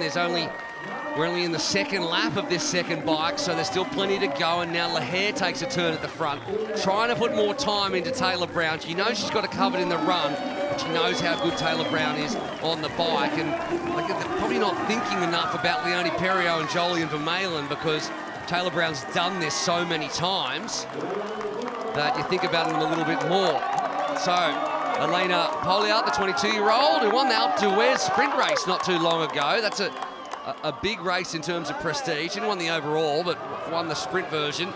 Comes in late at 20, I think she's only 20, maybe 22, very young still, and has found the going a little tough, but making it to the second bike is no mean feat with these women at the front pushing it so hard. Of course, eliminated by virtue of the 90-second rule. I tell you what, I'm impressed with Jan Lahair's riding. We know that technically she openly admits herself she doesn't make it when it gets a bit tricky and technical, but she looks really, really easy on the bike at the moment, considering the effort. They're absolutely flat out. And the recently crowned European champion, Jolien Vermeulen, you can see by the look on her face, she's absolutely hanging. She's giving it 100% to make sure she stays with these 2 lead athletes. But Jan Lahair, Georgia Taylor-Brown have worked really hard to pull claw back that deficit. Fanny Salai just sitting on the back, doing an absolute brilliant job, but I don't think she's got anything left in the tank to offer at the moment in terms of being able to take a turn on this bike. Well, I think they're all pushing so hard that no one can really get ahead of anyone, and it's a very technical, tricky course as well, but you're right, Zalai's been hanging on the back, which isn't, you know, a bad thing to do, as long as you can stay in touch. They had a trouble as well. All right. Yeah, that's exactly right. Having said that, you know, Taylor Reid was sitting in the back there and got held up by Reese Vanderson and cost himself a podium, so the best place to be is right at the front, or maybe first wheel, to not get... to limit the amount of work that you have to do, but limit the amount of people who can crash in front of you as well. Absolutely. I tell you what, Fanny Salai, though, I think we forget now. We're so used to seeing her on the Supertri circuit. Firstly, she raced at the age of 15 in the e-sport racing and got a third place finish in Switzerland there, and she's been racing now a couple of years and just going from strength to strength, but still just 17 years of age. I'll tell you what, if you were racing in the World Championships, like the Junior World Championships, which is coming up in 10 days' time, you'd be a bit worried about Fanny Salai. And not just that, Aspen Anderson also will be racing in that one, Yamina De La Pena, but the form athlete is Salai, who's sitting behind Olympic medalists, world champions, etc., in that group at 17 years of age. So now Perriot on the front, Fulliger in behind, two podium athletes in the top three, the sole athlete in red, Georgia Taylor Brown, carrying the hopes of Crown Racing and Bahrain Victorious, who are used to winning in this format and across all sorts of formats. Haven't seen as much of the top step in 2025. Well, Leonie Perriot at 34 years of age, just looking so easy on her bike. She hasn't been off the podium in her last 3 Supertri racing, and I think all being well today, it's going to be another podium finish for Jan Leher. But this is Supertri racing, and anything can happen, and we're only halfway through. So Perriot's twice the age of Zalai. Don't say that. Oh, wow, yes. So she is. Took that entire sentence you said for me to add up 17 times 2. I know, amazing. Yeah. 34, there you go. I got it right. That's incredible. I tell you what, another bit of information, you're going to love this one, Will McCloy, because we have never seen a non-British female athlete on the podium overall series, in Toulouse ever before. We had Georgia Taylor Brown in 2024, Kate Wolf in 2023, and Georgia Taylor Brown in 2022. So winners, another set. Yeah, forget about the series. Winners in Toulouse. I was so excited to give us that stat. I just got carried away with myself there, didn't I? Yeah. But I get it. You got the point, women right? win here all the time. They win all the time. Fourth time we're back. Fourth time we come back. And will that happen again? That's the question. We've got Fulliger and Taylor Brown in this group. And then, of course, the French woman, Leonie Perriot, the Luxembourg athlete who actually lives here in Toulouse, Jean Leher, Jolien Vermeulen from Belgium, and the Hungarian, Fanny Salai. So, with the United Nations out here, 5 nationalities, 3 teams and 6 athletes, and in they go to transition again. Again, it's rear wheel first, faster to get the bike out that way. Fulliger doesn't worry about that. Oh, sorry, Vermeulen, and her bikes hit the deck as well, so that's going to cost her. Vermeulen, and also the same things happen to almost all of the athletes. Of all their bikes have been falling over. The managers can't touch them and put them back up there, so that's going to cost the time. At the moment at the back is the 2 Brownlee athletes, or 2 of the 3, with Fulliger tucked in behind Leher. Taylor Brown 2 seconds back, and this run is crucial. It is so crucial, it really is. We've got this run left, we've got another swim, another bike, and another run. And once again, it is Vermeulen and Salai are just off the pace here. All right, we're going to, well, with all the bikes falling over, we'll head down to Adam, see what he can see. Adam? Oh, there's so much tension down here right now. So the short shoots, first of all. John Anthony was doing a bit of a who do you want it to be with the crowd. They voted for Jean Leher, and he's given it to Jean Leher. Tim Don wasn't going to make his decision until he saw what John did, and he's gone to Jolien Vermeulen. And then in transition, all those bikes falling down. Jolien was the only one who picked her bike back up, and the race officials have picked up the other bikes that fell. So she lost a few seconds there, and she took off with her helmet on and had to come back to her box. So a tough transition for her there. Gee, I tell you what, I was under the impression that no one was allowed to touch the bikes. Well, I'm with you there, and I kind of think, yeah, we know that that's the story in transition. It's up to you to look after your equipment. I think they should have been left there for them to pick up. I agree. On the next round, and then they would have lost the seconds that Vermeulen lost. Okay, well, let's tell Adam to knock them all back down again. Yeah, just swipe them all back down. I'd be sad if I was Jess Fulliger. I would have thought, you know what, I know she's not in championship contention, but she's been at the front of this race the whole time. She'll be sad not to get the short shoot. So Lahare's the only one in that group at the front right now who's got that one in the bag, and that is going to hurt Taylor Brown, and it's going to hurt Perriot as well. Perriot has the run class to run that gap back. Taylor Brown, usually probably. Today, maybe not. Maybe she's running a bit on empty. And over these 1,200 metres, it's interesting, we're in the race briefing with all the athletes on Friday night, and we're running through the course. Michael Thompson, our race director, is running through the course and how it's all going to work. And we said it's a 1.2 kilometre run, which is slightly shorter than it has been here in the past because the last run has been 2 laps. But because of this new extra part on the Pont Neuf, we made it 1 lap. And she was like, can we not make the run longer? She knows what kind of run form that she's in. Do you want to make the run as long as possible? Wow, look at Jean Lahare, though. She looks totally focused. And Jolene Vermeulen there just coming through with Fanny Salai on her heels. At least that they have each other to help one another out on the swim and on the bike. They've just got to pick up the pace as much as they can, but that's a big gap now that separates our front 4 athletes and the 2 athletes behind. It's a better run from Taylor Brown this time. She hasn't lost any time really to the other 2. Tiny gap there, maybe a second, maybe less. And Jess Fulliger is just really impressing with her swim, bike and run prowess to be amongst these 3 championship contenders. She finished 7th in her only race this year and hasn't featured in the last couple of races, hasn't been around, comes back in. She's obviously raced Supertri a fair bit, but she's having one of her really She looks incredible. Races, yeah. She looks incredible. I've never seen her run like this. This is absolutely brilliant running from Jess Fulliger. She looks totally in control and she looks on par with the other athletes. And we haven't seen that before. We've seen brilliant swims and brilliant bikes, but this is by far her best ever run in Supertri. Certainly is. And here comes the last transition back into the water, and it looks clean. So we head into the final swim, bike and run here in Toulouse with a championship on the line and all the championship contenders in the top 6. The short shoots were won by Brownlee on the swim and bike. They will run by Podium in the run. That was Jess Fulliger and Jean Lahare. And the short shoot allocation has gone to Jolene Vermeulen from Tim Don and Jean Lahare, who has her destiny in her hands. It's Podium 1 and 2 at the front. Both those women, Lahare and Leonie Perriot, if they win, they will win the entire thing. And the rest of them, well, Fulliger's having a great one. Taylor Brown's a contender and Vermeulen is a contender, and she also has the short shoot. And Fanny Salai is sticking strong as well in the top 6. Last swim, bike and run to go now, and it is anyone's. I'm absolutely flipping out. This is going to be fantastic. I cannot wait for it. It's going to be a huge end to this one. Do not go anywhere. I'll take a break and head down now to Adam. Well, I've got Alberto Gonzalez Garcia here, a very interested spectator from a podium point of view. This looks like a shootout between 2 podium athletes now, Jean Lahare, who has a short shoot, and Leonie Perriot. How do you see this playing out, knowing their strengths and weaknesses? Well, they are the leaders of our team.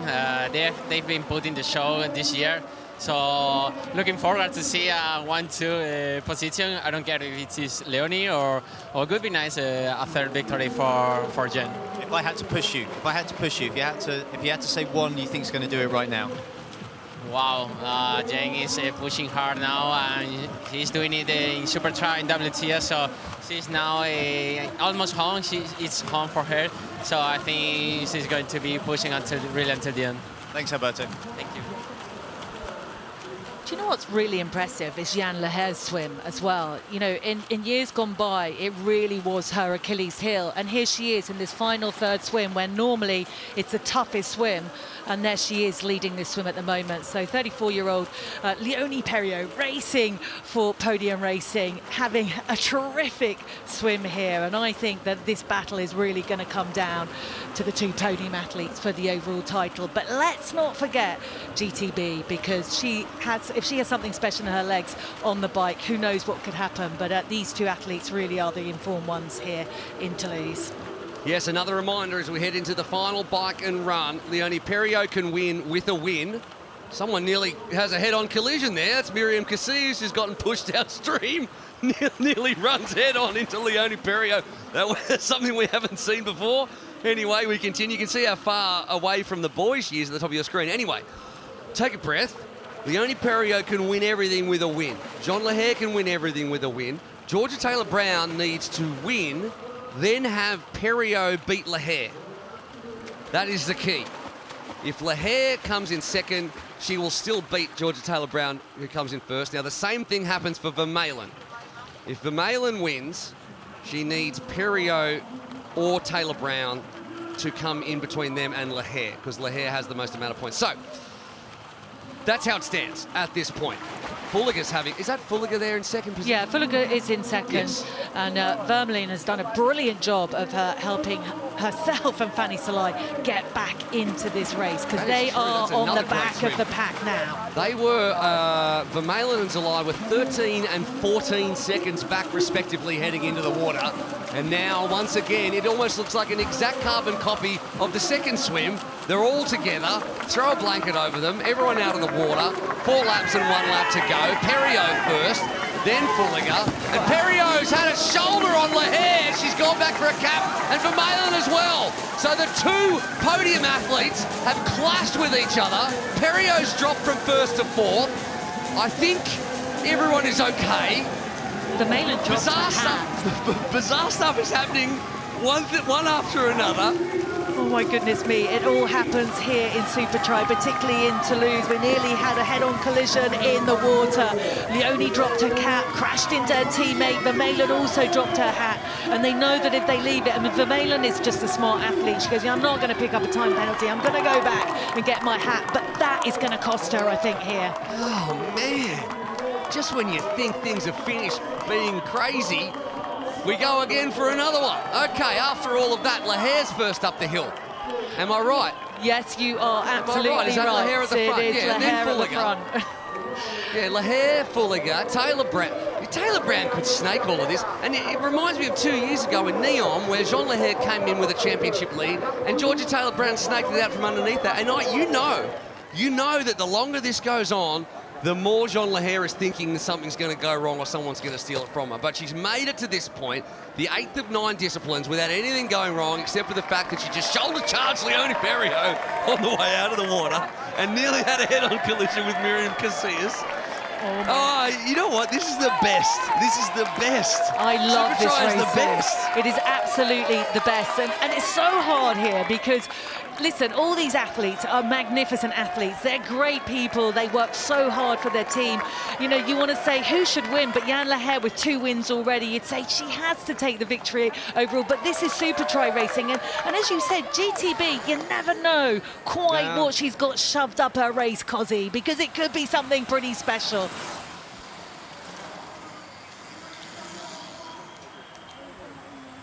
Just going to compose myself there.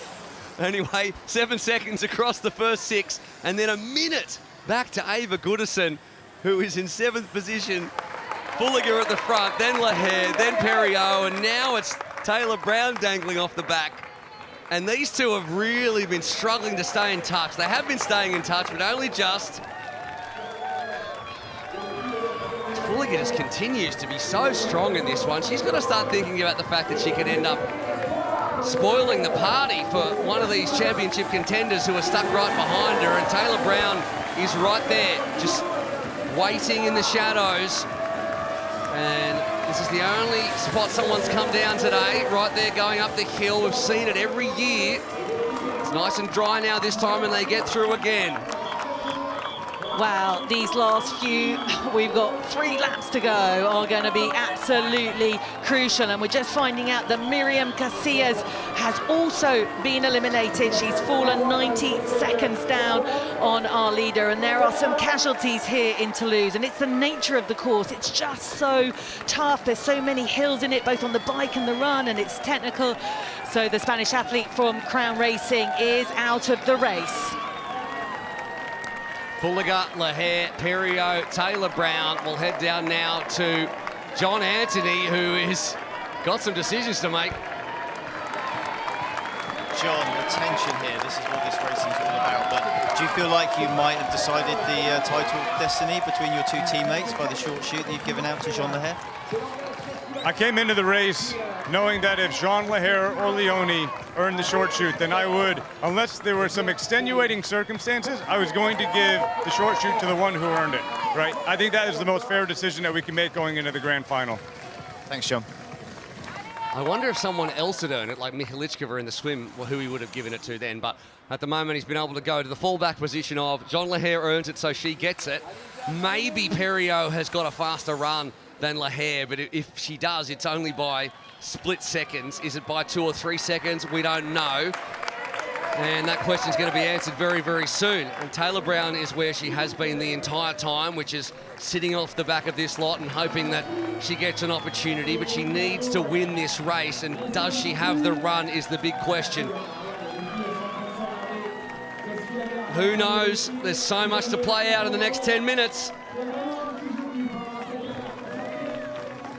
So it looks like possibly we're going to be down to 6 athletes left in this race. I think just about everyone else has been eliminated. Goodison's had it. That's Goodison in the back of shot there. It looks like she's had an issue. Maybe she's dropped off 7th position. Sorry to jump in on you. No, don't worry. But it looked like Goodison off the back. She was already over a minute behind. And you're right. I don't think we're at the Super 6 rule, I think, at this point. We'll see who comes across the timing sheets after Zelaya 6 seconds back. But it looks like there is no one else coming through. Maybe she got eliminated there, Goodison. Anyway, we'll head back down now to MG and see what he's got to say about Georgia Taylor Brown. Michael, Georgia's still in there. She needs a little bit of mathematics to happen here, but it is still possible, given that we have a Brownlee athlete up there as well in Jess Fulliger. You know, miracles can happen, but it's frustrating when you buy the best 2 in the world to do this sport and they don't race. You know, it makes our life a lot harder for everybody. Makes it hard for Georgia to try and get short shoots. It's just been an uphill battle all year. Kind of confusing as to really what the agenda is of athletes. Thanks, Michael. Okay, there he's talking about Cassandre Beaugrand and Emma Lombardi, who are not here today. And we look at that list of eliminated athletes. Goodison was eliminated, which 1, 2, 3, 4, 5, 6, 7, 8. It's Mihalichkova who's still in, but she's on the bubble at 1:23. Yeah, she's right on the bubble. I think it's going to be tough for her to finish this race as well. So we will be down to the Super 6, as you said there, Will. But at the moment, GTB on the front. I mean, the only way I think she can win this race, that she can outrun the 2 podium athletes, really, is to find something really extra on the last lap, and that's going to be difficult. It's 1 kilometre, that's all, and she's mixing it up with the best cyclists in the world, so it's going to be hard for GTB to pull away, but you never know with the experience and talent she has. What has she got left in her legs? We will have to see. It's a difficult one, isn't it, tactically for her? She has to do more work. If she's going to try and stretch out the bike and put them under pressure, she has to do all the work at the front. Therefore, the others can sit in and they'll have a better run. But she probably knows that she can't outrun the 2 of them at this exact point because they're the 2 form runners in short course triathlon at the moment. So she doesn't really have a choice but to just put all her eggs in the go as hard as you can on the bike, try to force them. But you know, I mean, anyone who's cycled in a pack knows how much harder it is at the front than it is sitting in 3rd or 4th wheel. And those 2 podium athletes at the moment are getting a bit of a free ride. Well, they certainly are. I think some athletes do like to go hard as they head towards the run. There's something about that transition that makes it a little bit easier if you haven't been cruising too much. I know Ali Brownlee always used to talk about that. So let's have a look, but you wouldn't put your money really anywhere else but Jan Lahair and Leone Perriot, and that could be a fascinating battle at the end. Yeah, exactly. How good is it? Those 2 are going to run it out, and if one of them wins, they win the title. I mean, you couldn't get better than that. They're stuck together right now, and both of them are thinking, okay, well, I'm going to have to outrun the other one. They know each other so well. They're both getting a little breather on the back of this bike. Fulliger's only thinking about getting a race podium or taking the race win. She's not thinking about the championship. Taylor Brown knows that she needs to transition and start this run at the front and hope that she's got enough to hold on to over 1.2 kilometres. she's got to nail her transition. I think by her own admission, she doesn't, her transitions aren't quite as quick in Supertri as she would like them to be. And I think that is where the races are going to be won and lost here. You've got to absolutely nail this transition right now, and they're literally 100 metres away now. 100 metres away from transition and 1.2 kilometres away from making history here in the 2025 edition of Supertri. There is only 1.2 Ks to go between now and the end of the season, and one of these women at the front is going to be your champion. They all get off before the mountain line. Just Fulliger gets in first. She goes front wheel in this time, as you would. Doesn't need the bike again after this one. Taylor Brown, for some reason, goes rear wheel in, which he didn't need to do. Shoes on, and they're out onto the bike. Fulliger has another great transition. Lahare is the queen of transitions, and despite all of that, Taylor Brown comes out last. Vermeulen is probably too far back to reckon. Zalai will probably finish 6th. And at the front, it's Fulliger, Lahare, Perriot and Taylor Brown, 1, 2 and 3 seconds back. Well, I think Vermeulen is a little bit far back, but let's look back. Let's not forget that first race in Toronto when she battled it out with Leonie Perriot and Cassandre Beaugrand, the Olympic champion, and took victory in the first event. But I think she's left herself with too much work to do. And it's interesting now because Leonie Perriot has dropped off the pace and Georgia Taylor Brown has moved up into 3rd. Yeah, Perriot usually has the turn of foot that's required, but this time she's dropped back into 4th position, and it's Lahare who's put the hammer down first. She'll be so happy to have gotten through that bike without incident, Jean Lahare, after everything that's happened to her on the bike in recent years here.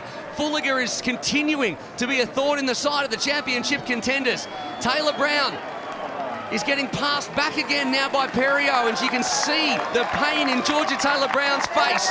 She's dug very, very deep to try and do the job in the last lap of the bike, and it's starting to show now. Now, don't forget that Lahare has the short shoot. Fulliger will be devastated not to have been given it. It's gone to Vermeulen instead. She looks behind, she's going to take it, and that's probably going to buoy her to victory. John Lahare, she doesn't take it. She doesn't take it. She's made a mistake on the short shoot. She's given up 4 or 5 seconds. You could see the indecision there. She wasn't going to take the risk. I mean, how she didn't know she didn't have it, but it obviously hasn't been made clear. And she said, if I take it and it's not mine, then I'm out of the race anyway, and I'm not taking any risks. Well, we've seen that happen before. It doesn't matter, though, because look at Jean Lahare go downhill.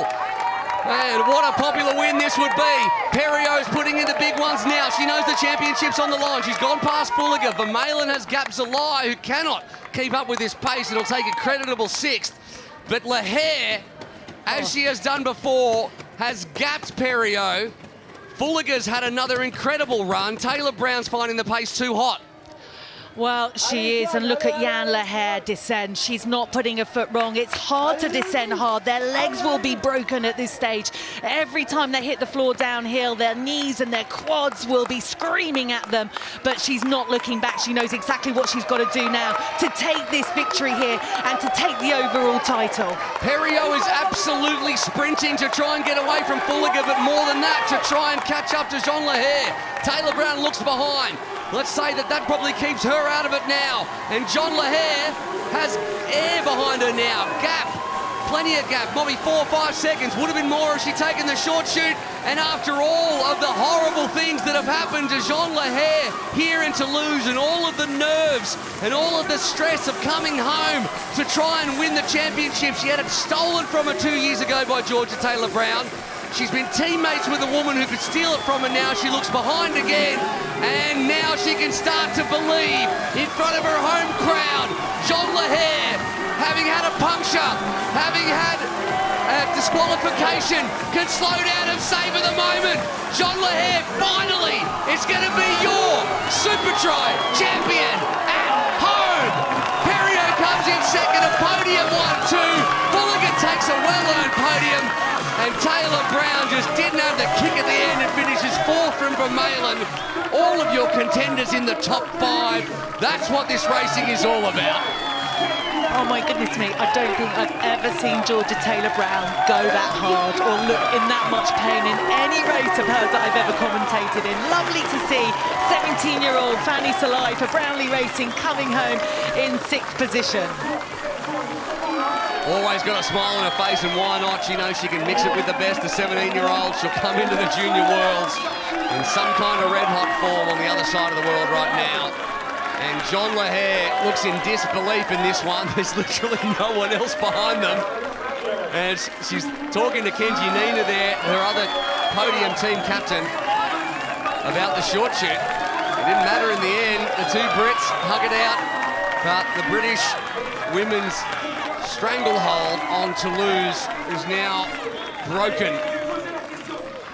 And that is it for this race. There are no other athletes to come across the line. We're used to calling home. Out there still? Is she still hanging out? I don't think she is. She was 120 down on the bike with the run to go. So, well, she made it through the last bike transition. She's still going to be out there.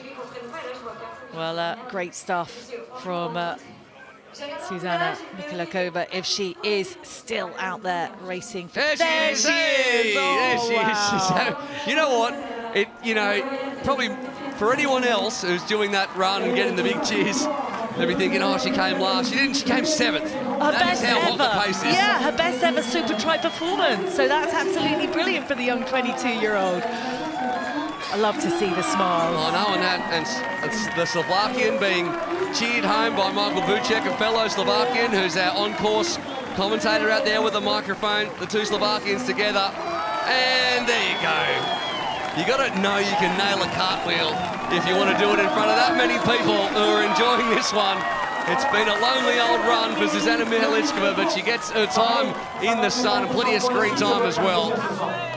Hugs from her podium teammate and the third podium athlete to come across the line in the top 7, which seals it for John Anthony, and he will be happy after being under a fair bit of pressure. Let's hear from him now.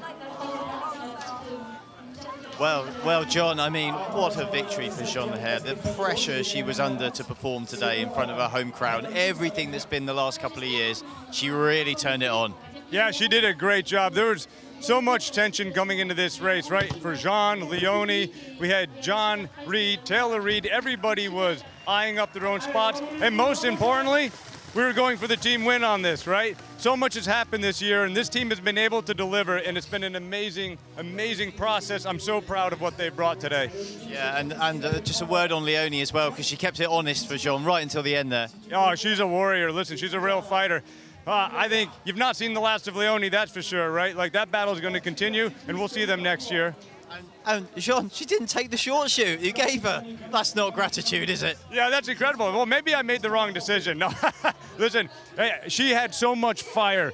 Jean has been waiting for this, and the redemption, especially here in Toulouse for her, I don't think there was anything that was going to stop her. Well, many congratulations to you and your team, John. It's been a fantastic year for you, and a lovely team title there, individual title, sorry, and a team title as well. Well done. Yeah, thanks. Thanks to Supertri for an amazing format, for our brand sponsors for supporting us, and our entire team, even the team behind the team. It's been a great year. Thanks, John. John Anthony, he puts more into it than just about anybody else, and we're going to have a look at the official results in just a second, but have a look at that shot as well, right in the heart of the city. You don't get too many triathlons right in the middle of town. 3 seconds it was in the end. Jess Fulliger picks up a very, very well-earned podium from Georgia Taylor-Brown, who just didn't have enough left in the tank after a couple of months block of racing. Jolyon Vermeulen, she hung tough the entire time, managed to see off Vanny Zalai in the end, with 3 Brownlee athletes in the top 6. That will see them overtake Stars and Stripes. And Mihalicova was the only other athlete to come home in the end, 2 minutes and 14 seconds in arrears. Everyone else was eliminated. Look at that. Eva Goodison was strong, but she didn't make it to the end of the last bike. Miriam Casillas was there or thereabouts early. She finishes 10th overall. Nina Imes, tough season continues. And Aspen Anderson with a crash there as well. Let's take a look at how it all played out, and it was a better swim from Georgia Taylor-Brown, who was sitting there in about 3rd position. Vanny Zalai won the short shoot, a second time she's done that. She's had some great swims. Aspen Anderson tasted the tarmac on the little roller coaster off the back end of the course. She would eventually be eliminated. Back into the water they went. Tough to get your feet in the shoes going uphill. And lots of athletes had difficulties with that, including Georgia Taylor-Brown, which made everyone else feel a little bit better. when the flying mount doesn't go that well, even for a two-time Olympic medalist. And by the time they got to the final swim, bike and run, there was nearly a head-on between Casillas and Perriot, and then there was one between Perriot and Jean Leher, and back for the cap as well went Jolyon Vermeulen. The last transition, again, Taylor Brown was a little slow and she couldn't run away back into it. Fulliger was quick, but she got run down by Jean Leher and eventually by Perriot as well. But Leher's kick got her home again. 3 wins on the trot for the Toulouse athlete from Podium Racing. Huge crowds down here for the podium presentation, and just listen to the cheer that goes up when their favourite daughter, Jean Leher, Supertri chairman who lives and right here in the co-founder, big city, gets announced as the championship winner. From Great Britain, representing Brownlee Racing, Miss Jess Fulliger. How good was Jess Fulliger? I've seen her around the hotel last few days. Her mother is here as well, watching on. She did race for France in the early parts of her career, now races for GB. In second place, from France, representing Podium Racing, Léonie Perriot. All of these athletes actually represented France at some point in their career. Perriot really made it an incredible race, and she's come with 3 second places: Toronto, Jersey, and now Toulouse. And in first place, and Supertri Toulouse champion from France and Luxembourg, representing Podium Racing, Jean Leher.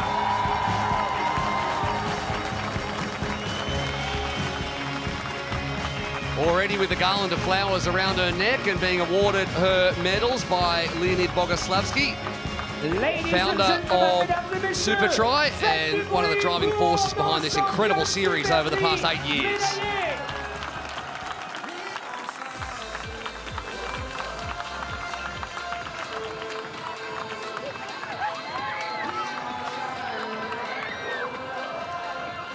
The Athletic Brewing sprayed all over the place on this one, and some beautiful sunny skies.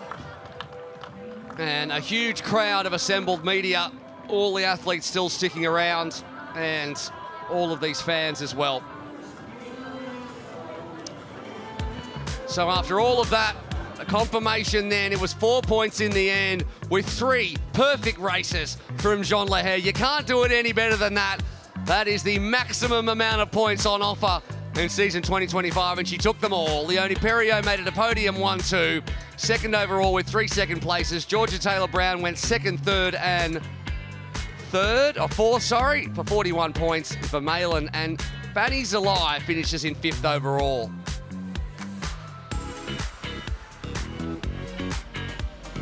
So, after all of that, let's look back at how Jean Leher did the job. In Toronto, she was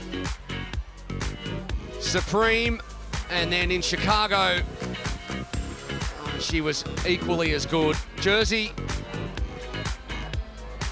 she was just too strong again. She ran away from Perriot in that one, and then she did exactly the same thing here in another podium 1-2. This time it was Fulliger instead of Taylor Brown who rounded out the podium. Well, Jean, after all the heartache in your hometown to finally get the title, how special is this? Yeah, it's I'm almost more relieved than happy. I mean, I'm super happy, but like I think when I crossed the line, I was like, oh, amen, finally. So no, I'm really happy, and then winning the general as well, because it's been 2 years I'm second. So yeah, it's finally a happy ending. So I'm really glad. Yeah, and a word for podium as well here, because you've taken the team's title as well. It's an incredible season for you. Yeah, it's been a bit of the roller coaster with the boys. We were like, oh my God, I was thinking maybe the boy will do the job, and then Léonie and I will just have to fight for the individual. But no, at the end we were still having to think a bit for the team. So yeah, they make it a bit more complicated for our brain. But I think we won. Okay, so perfect. Well done, Jean, and we'll see you on the podium in a minute. Many congratulations, and let's bring in Léonie, who made this season such a great contest right until the last, Léonie. But Jean was just a little tiny bit too strong in the end. Yes, it's a very good day. The first step is very hard for me, but after is very good. And Jeanne very push.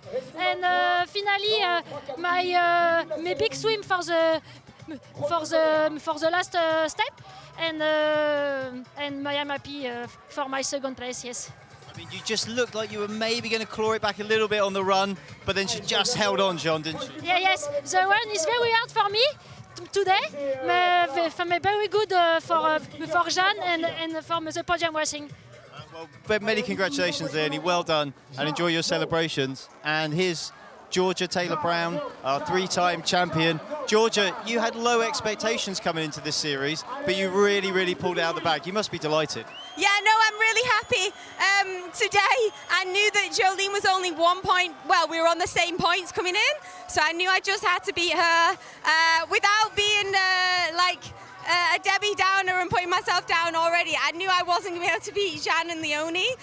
So yeah, I was just really focused on trying to hang on to third, and yeah, I just about did that. Well, this is pretty good in the context of what you basically build as a year off. Yeah, no, definitely. I mean, this is better than I can expect. I was hoping to maybe scrape a top 6 in the series, considering the work I've done this year. So, no, I'm really happy, and I've just enjoyed every minute of it, and it's been fun to get out there and go hard. Well done, Georgia. Cracking effort this year. Well done. Thank you very much. Thank you. 3 worthy championship getters, and what a season it has been. So as we prepare to crown our champions, let's take a moment to celebrate all of our 2025 Supertri medalists across the season. Supertri is back for 2025, featuring 4 massive rounds across North America and Europe. We get underway. The Belgian, Vermeulen, winner. Perriot second, Beaugrand in third, and it's a win for Alex Yee. Lieben on debut, picks up from 2, and Vasco Vilaça, he's on the podium. Gonzalez Garcia will come across the line. Mislachuk outruns everyone. Reed with his first podium. The 3rd win in Supertri for Jonny Brownlee. Taylor Brown holds off, and Fanny Zalai takes a podium. She's going to go back-to-back. Jonny Brownlee will lead into the grand final. Leonie Perriot is going to come in for 2nd. Crown in 3rd. Taylor Brown here at home. John Lieben, a first-time winner in Super League Triathlon. Vilaça, all hard to finish 2nd. And a best result for Ollie Conway.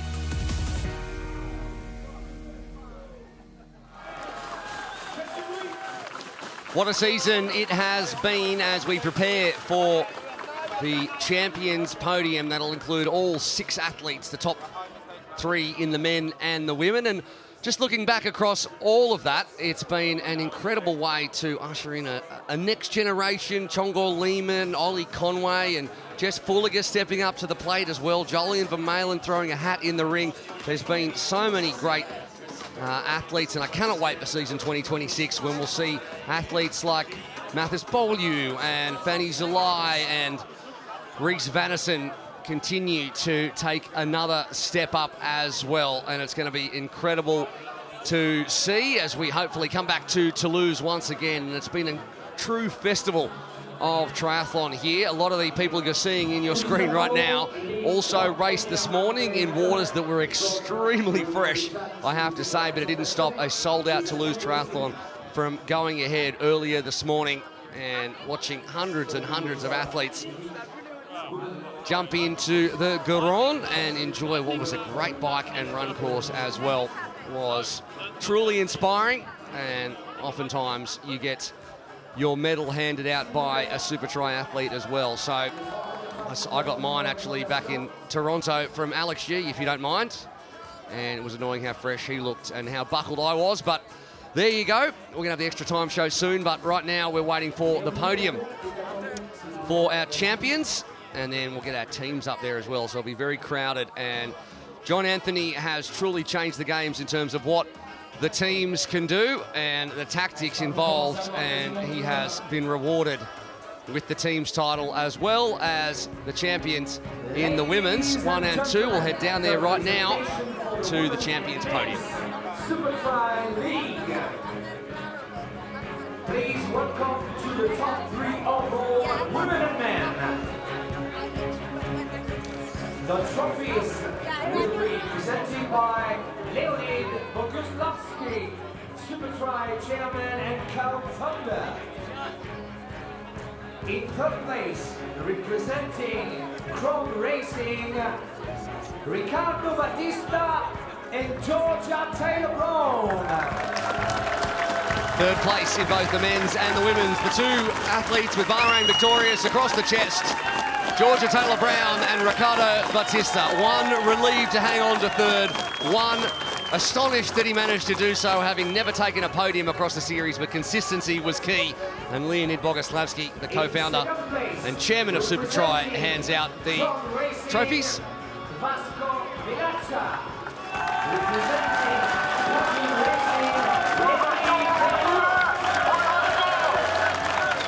The Crown Racing athletes congratulating each other, as is Leone Perio, and there is such good camaraderie between our athletes, both within and across teams. League champions, representing Stars and Stripes, Cassandre Beaugrand. Representing podium racing, Jonny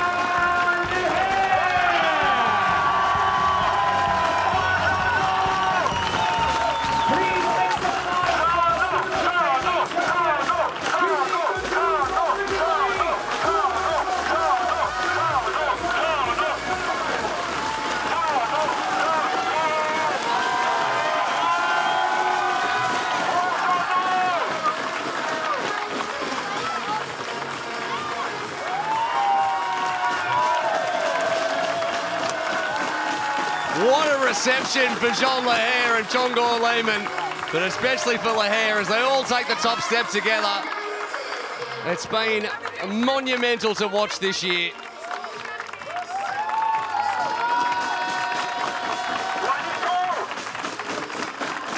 World beaters, each and every one, and we look to welcome them back in season 2026 as we head down now again to the black carpet. If you can hear anything at all, Adam Leach.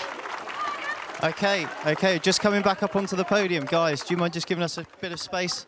Just going that way, Jean. It's been an incredible day for you. A great day. Guys, do you mind just heading down that way, please? Thanks. It's been an incredible day for you, but we've got an extra surprise for you, extra special surprise. I'm going to get out of the way now.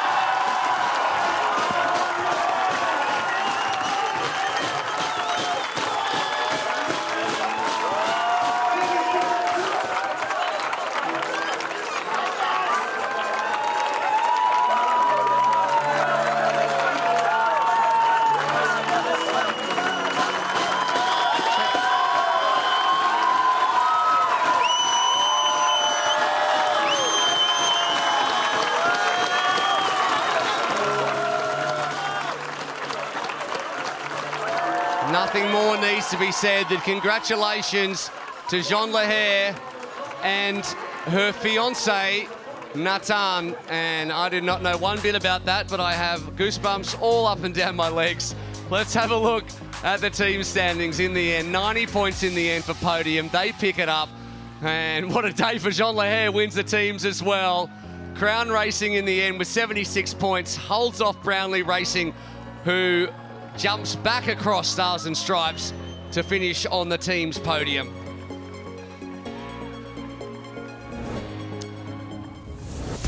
This is what it's about. This is the team environment that we're building. Gonzalez Garcia will come across the line. The third win in Supertri for Jean Lahair. Supertri is amazing train, is amazing ambience, is amazing race.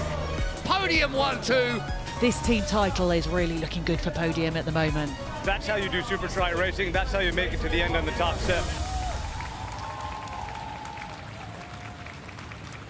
Leone Perio leading the way.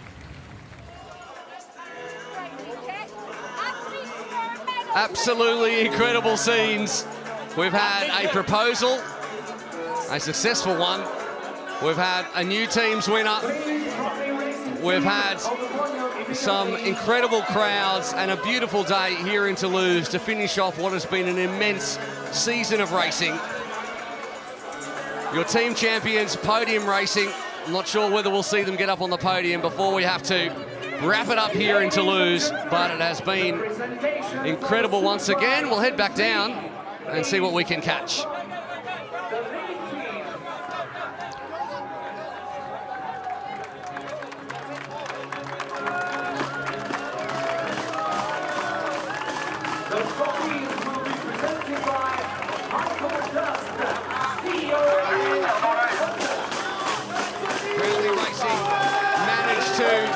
Get back past Stars and Stripes, which means Tim Don and his Chargers take third position overall, and haven't they earned it? Ava Goodison, Fanny Zalai, Jolien Vermeulen, Jess Fulliger, Marcus Day, Jonny Brownlee, Harry Lalou and Ian Pannekamp, and all the other Brownlee athletes that have contributed across the course of the season as well. In second position, Crown Racing, who have had several different athletes as well, but Georgia Taylor-Brown leading the way with Vasco Vilaça on that one.